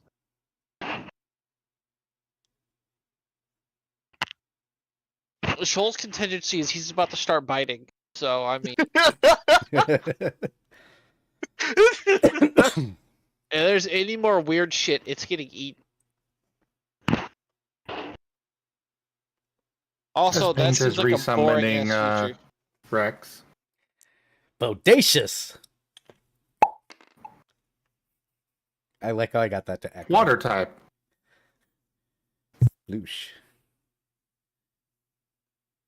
He got Wait, this. Fred, he Fred got is this not perfect completing the spell yet, but he is gathering energy, but waiting for like reaction from last laws.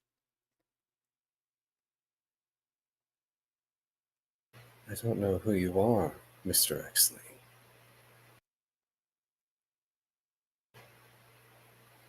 But I hope this isn't how you plan to win my support.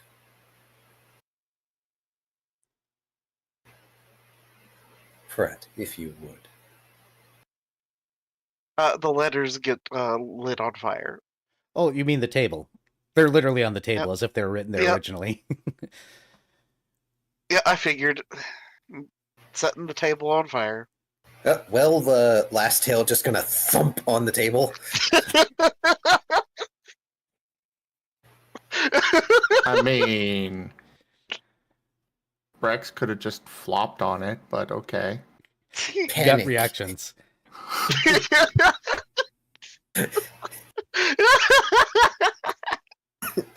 Part of me likes to imagine that he does that, and then Rex flops on his tail. Oh, Shoal's Yes. immediately gonna smack paw and tail. Just all of us, all at once. Thump. Shoal Fred is just batting. silently laughing in the background. Cat reflex smack thing that moves. Bat. Slowly slides tail off the table Bat. to see the scorch mark. It's a scorch mark. I'm leaving that there. And we still read what was said. Nope. It gone.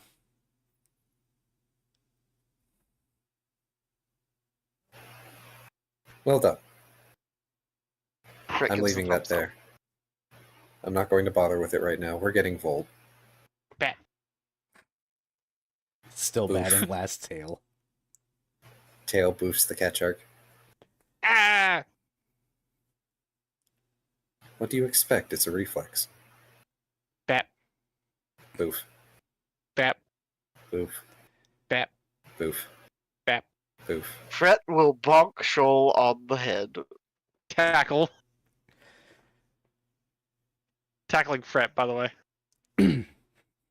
Fret, kind of You're getting panic- bowled over. panicked look, holding his sitar up in one hand so it doesn't hit the ground. You started this.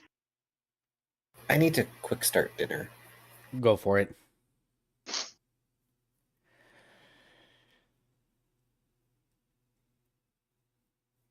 I gather after all this nonsense, we are going to head to the lab. Probably. We're going to make sure that Volt gets a good look at this thing and the craziness that's going on. Let him roll some nonsense. And then probably end session. Yeah, because it's like Okay. almost 10 o'clock. Yep. Yeah, I mean, we usually go till 11-ish, but, yeah, having a light night is fine. Well, it's almost 9 here, but I figured this will probably take a little bit of time, and that way we can end sometime around 9:30-ish. Yeah. Yeah. So, Also, I tired. yeah, Viv tired. Yeah. And I'm still catching up on notes. Don't worry, you guys will get a regular day. And we do not have session next. No, we No. do not have session next week or the week after. It'll be 2 weeks until play. 2 weeks off, excuse me. Wait, so this will still... This is a Well, make-up So- day. as normal, we're effectively, after next week, we're going back to our normal schedule. Oh, yeah, that... Right. Yep, I just didn't want to skip last week because we weren't playing for 2 more weeks. That felt like a very large gap. That would have been a month off, and that would have sucked.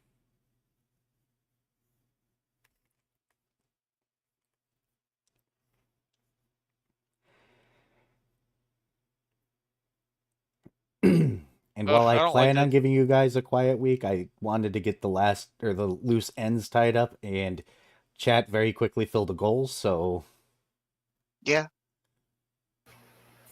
Oh, how many seals was in the bag, by the way, that Dexley gave me? 100. Ah, thank you. You guys also got to get paid by the barkeep after he's done reading your report. Yes. Vari still needs a thing to happen.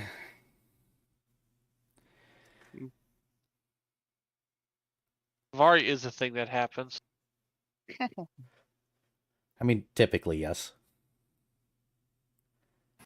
But yeah, good. Just leaving bakery. We're going to retrieve Volt.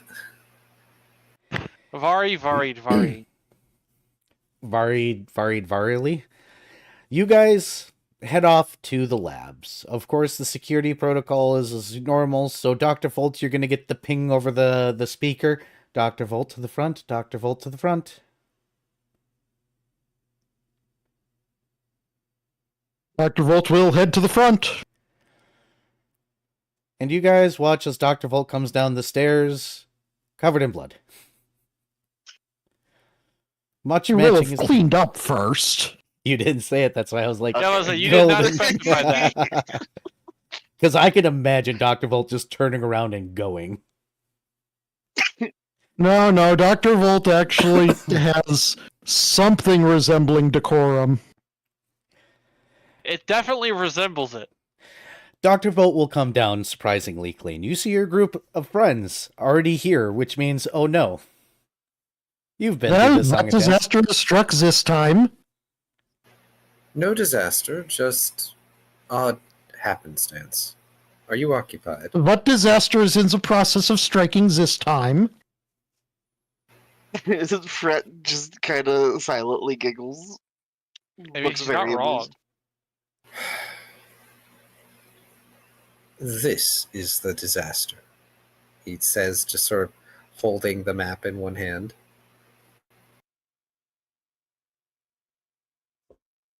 Dear God.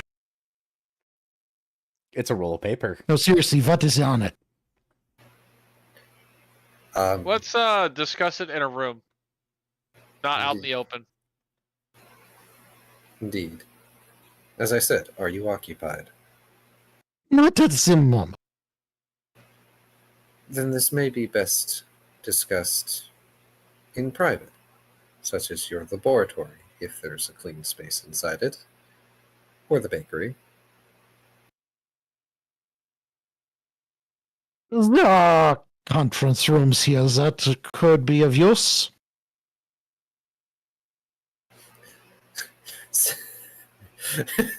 Sorry. Last, just doing the raised eyebrow thing as best he can because he doesn't have his mask on right now. Your conference rooms see use. It's I mean, usually at for least the one of evil I'm just cackling. assuming there are conference rooms because this is big fancy science place. Yeah, it's literally so like a lead researcher can gather the people underneath him, and then they can all like villain cackle. Pretty much. Or in some cases, actually discuss their achievements together, and then cackle. Yeah, but I want to say yeah, but what's the actual ratio here? Look, there may be some team leads across the board that have a propensity to have team laugh it out meetings, just to get it out of their systems. That way they don't look bad in front of the other scientists, okay? Fair enough. You know what? You know what? 100% understood. But yeah, you could totally check out one of the conference rooms. There's plenty of them.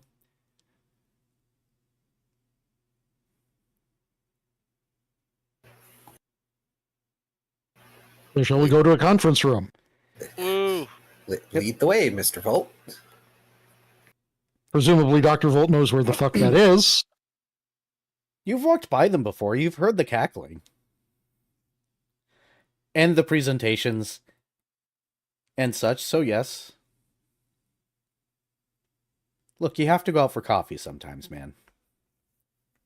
You check Dr. out one Volt of the leads rooms. them to, Go ahead. yeah, Dr. Volt leads them to hopefully find an empty one somewhere. Oh, there's always plenty. You get to a room, you check it out, you close the door behind you. Does it lock? Yes, if you'd like it to. Jill locks the door. Click.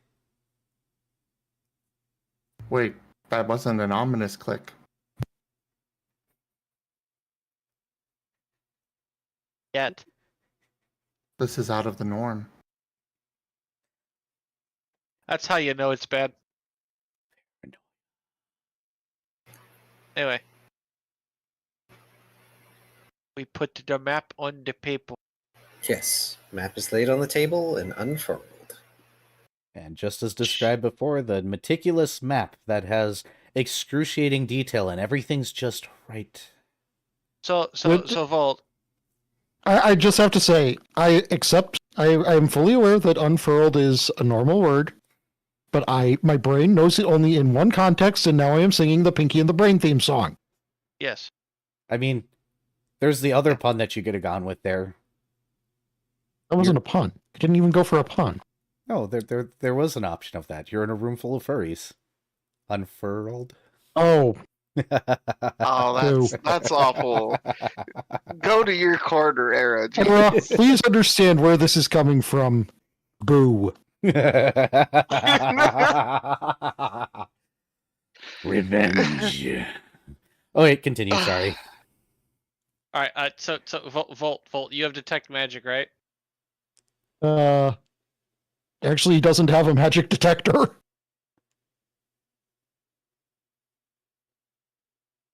I don't think We'll he just does. scribble out. Believe us, this is Okay. asterisk, non-magical asterisk. Okay. That would be something he really should buy. It's a level 0 spell. He should Yes. Yeah. 100% have detect. I think he's just never needed it because he's just so good at doing it the, non-magical way. The Okay, hard way. So everything in Twilight is magical to some extent, except this map. Well, that is concerning to say the least. Also, it is too perfect. That is concerning to say even more. It is too correct of what in character, this is in character. She was like, what's the word? No, not liminal. That's how I got here. Non-Euclidean? That one. Like I said, this is Shoal trying to remember the word in character. Oh. So Dr. Volt will probably know non-Euclidean as something when he hears Shoal being like, no, it's not. It's liminal isn't the right word. This is the never-ending hallway. You would be thinking of non-Euclidean. Yes, that. The city is wildly non-Euclidean. Bleh. Well, that is extra concerning. Shoal nods.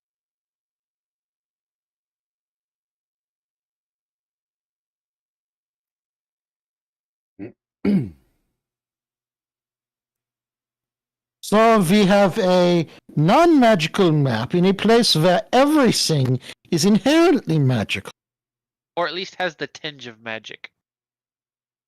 And it is perfect and exacting in its specifications, despite that not being possible in this place.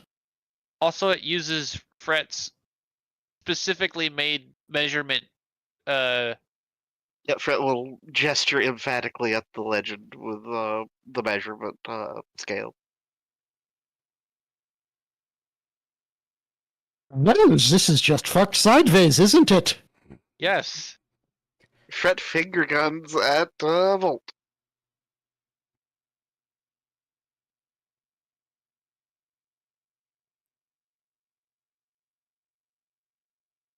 So Dr. anyway, Wolf how will- has your day been? Because this is what we've been dealing with. Well, I suspect you know how my day has been. Arm deep in somebody else? Why does everyone use that exact phrasing? I've rolled a knowledge. I've rolled a 18 plus my knowledge modifier. Which is 13. So 31 on what the fuck happened with this map. 31.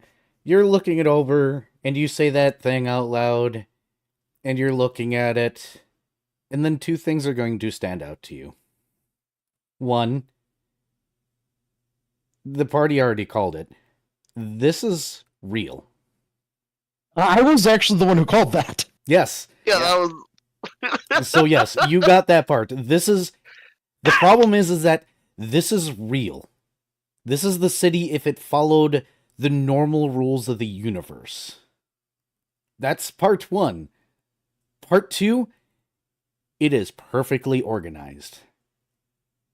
Ick. And as Vari called out, there's only one place where perfectly organized things come from.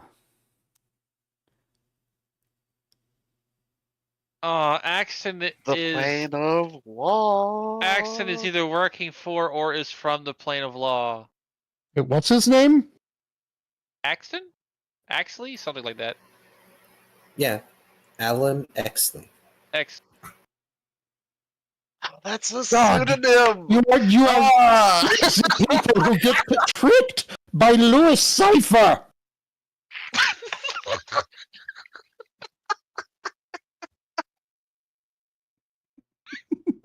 I mean, to be fair, Shoal has never interacted with this person.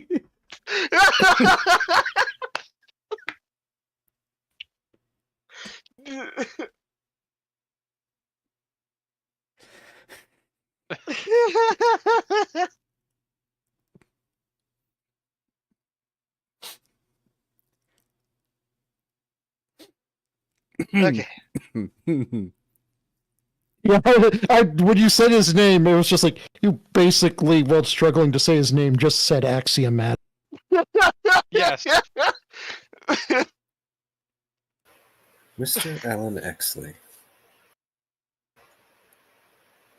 Axiomatic. He's an aspiring councilman. Yeah, I bet he is. Well, at least we know the proteins here are not going unopposed. But that's just the problem, Dr. Volt. Twilight is quickly becoming a battleground. Need I reiterate the fucked sideways parts that I said? We are already a melting pot of every alignment imaginable.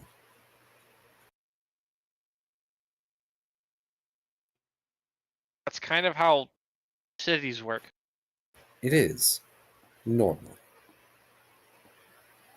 But imagine the power you might gain if you could convert quickly, easily, thousands, potentially millions of souls in one go to your alignment.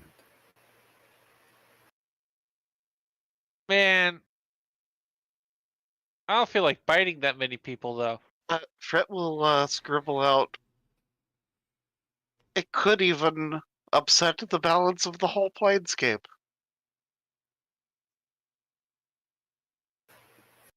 It's hard to say. I don't know how pivotable? Wow. I don't know how pivotal Twilight's position in the cosmos is. I just know that entities want it. To them, it is power. And I want them to fuck off. You and just about every other sane citizen in Twilight. The 4 or 5 of them. I was about to say, any of them? I think even most of the crazy assholes that live in Twilight don't want anything to do with these dipshits. Yeah, but you didn't specify them. You only specified the couple of sane ones. Well, last is specifying the sane people of Twilight, as in the people who are sane by Twilight standards. Oh, okay.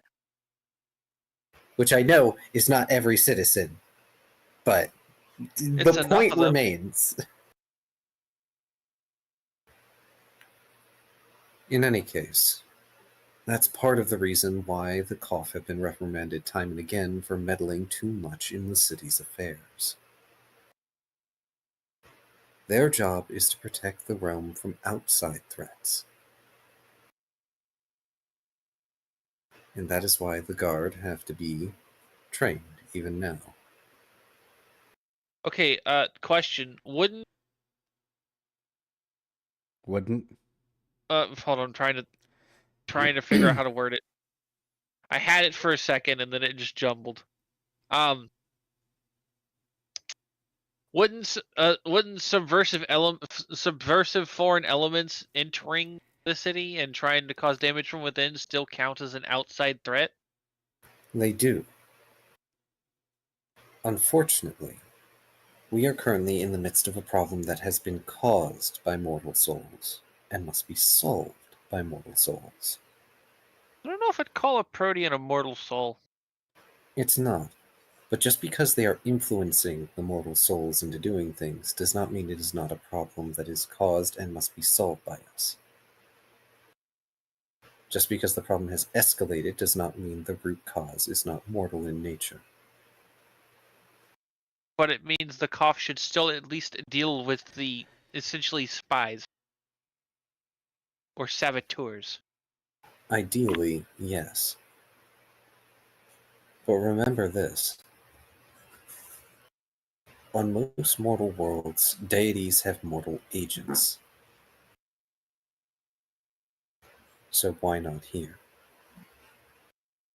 The difference being... I've just had a thought. Era, I need to ask. Instead of blood, do the cough have sap?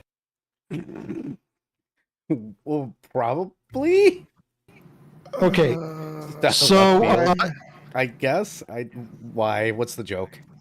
So, if one of these spies were to try to take a cough who's on guard, Oh no, this is chances are there would be sapping my sentry.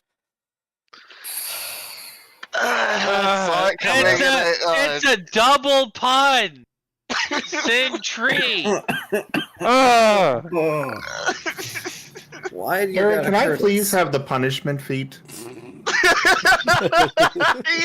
Can I just fucking die? Can I go back? Can I just fully not exist now? Thanks. The bridge to Oblivion's right there. Bet. This is what the streams are, ladies and gentlemen. You know serious what, though? moment than that. Kaigo got his revenge. Okay. What Yep. was I even saying? I don't know. I give up. No, it was. I'm turning my brain off. Bye. Done. It was you were effectively talking about the Mortal agents. mortal agents. Ah, yes, thank you. Yeah. The only difference being that the agents here serve aligned planes. Proteans are creatures of chaos. And then there are the creatures of law. Honestly, it doesn't surprise me that a creature of law would try to approach me. Given my proclivities, I am more likely to side with them over a Protean. And since they've seen that the Proteans have failed at their attempts to try and manipulate me into doing their means, to manipulate us into doing their means, why not an agent of law to try something similar? Because I'm going to fucking eat them. Not without proper evidence, we're not. And no, the map doesn't count. Soul is just kind of gonna go squint to be like, I'm not a guard. I'm just gonna start a bar fight next to him. I mean, I can't technically stop you from doing that in the appropriate setting. The funny thing is, you know where he campaigns. Fret will scribble out. Show he's a resident of the city. You can't just do that and be successful. We're all technically immortal here. If he's a lawful outsider, yes, I can actually. As a Fred resident has a of the contemplative city, look. Alan Exley would reform unless you shattered them, in which case you would be held accountable to the laws of the city, sure.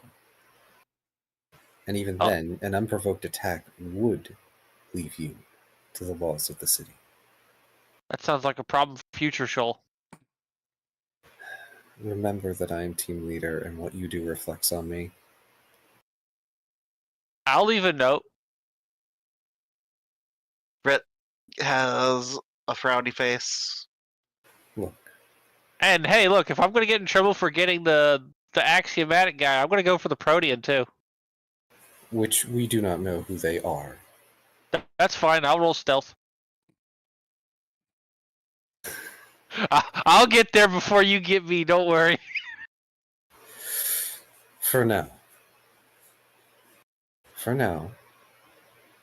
it's important that we're all on the same page. We now know that there are agents of law, be they residents or be they outsider.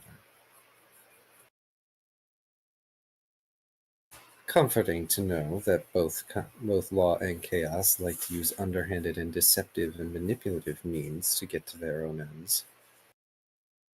A quaint that they think they're so dissimilar.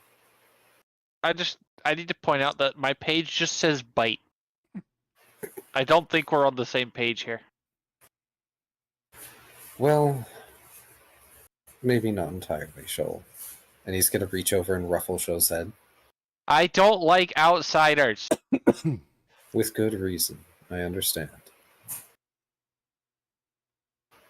For now, Volt, Yes? you and Fred are the ones who have been working on the measurement system, correct? Fred nods. Then the two of you should be the ones to hold on to the map. Keep it safe, keep it secure. Keep it on your person if you must.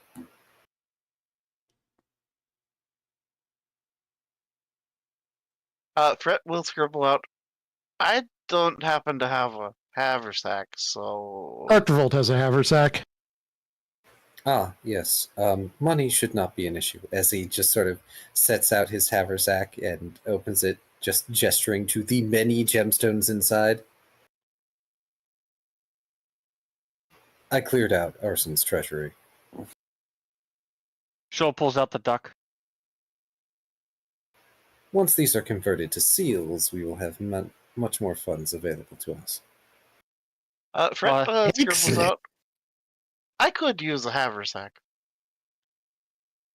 You probably should have one. That said, we still need to get paid by Tooth for our last mission. Yeah, but that's tomorrow. After we talk to Betty. Oh, right. Volt, Betty's coming by the bakery tomorrow because she remembered more stuff that happened. Oh, lovely. That's not going to blow up in anyone's face. I mean, she didn't smack the shit out of us. She also gave us, a couple of gifts. How good So- was the drugs? At this point, I suspect they've been pretty good, but I think they're weaning her off of them somewhat.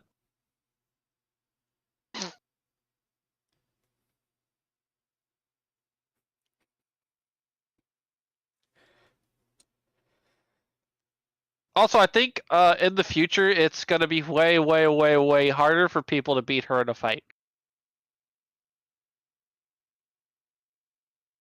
Fred nods an affirmative. I feel sorry for anyone who makes the attempt. Also, the next bar fight's gonna be really funny.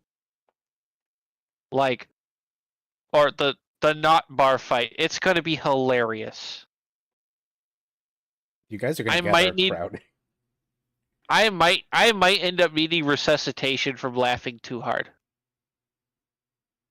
Please don't die of laughter. That's the only way I want to die. Well, to be fair, you won't technically die. I'm sure you'll resuscitate at some point. That's fine. We'll get there eventually, as long as it's from laughter. Dying any other way sucks. Fred nods an affirmative to that. Then the plan is set. We can't do particularly much right now. And clearly Exley knows that I am aware at this point. But I will continue with this charade. Just be careful. Fred will scribble out. Agents by their own right aren't necessarily bad per se. Mr. Exley has not proven himself dangerous yet. Shoal is just assuming he's dangerous to start with, and is moving from there. Although, to be fair, Shoal's response to "Hey, this is dangerous" is "kill it." last. So Shoal assumes basically everything's dangerous. No, kill it is a response to a lot of different things. It's the default response of either bite it or kill it. He's a half cat, half shark aberration. Like, I don't. There's only so many responses so many average responses you're gonna get out of him, as far as actions go. But no, this is a particularly more like. He would like to be more proactive about this, and under normal circumstances, he would be. But Last has, politely asked, please don't do that. So, Shoal is not. But he's going to think about it. How is Shoal the most responsible teammate?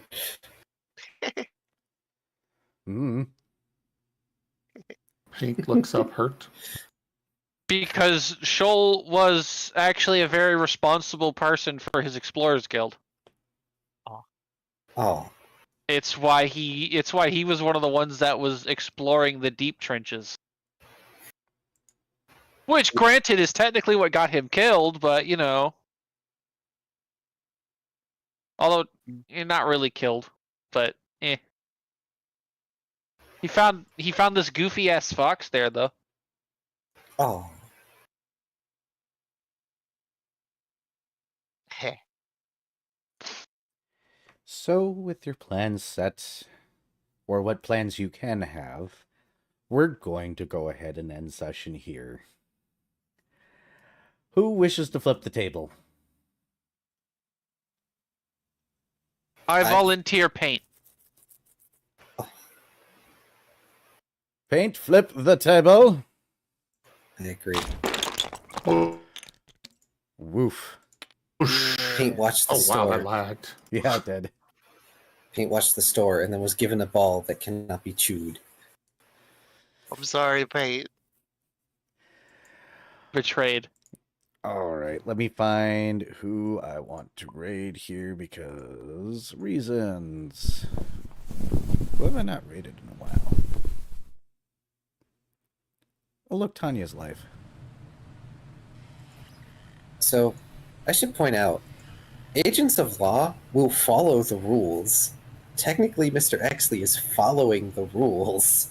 Yeah, but Shoal's not lawful. It's true. But Yeah, the point of but that- okay. So how many people in this party do we have with extensive experience with the Fae? Following the rules is subjective. Correct. It- And you want to know what what those party members really don't like? The Fae and anything like them. One of them is the Fae. Correct. So really quickly, let me go ahead and close out this thing here. So over on my end, I am rating Tanya. In the meantime, thank you so much for joining. Appreciate you all. Drink plenty of water, take good care of yourselves, get plenty more rest, and you all have a wonderful day. And here comes Tanya. Look, all I'm saying is that, Shoal hasn't bitten Paint.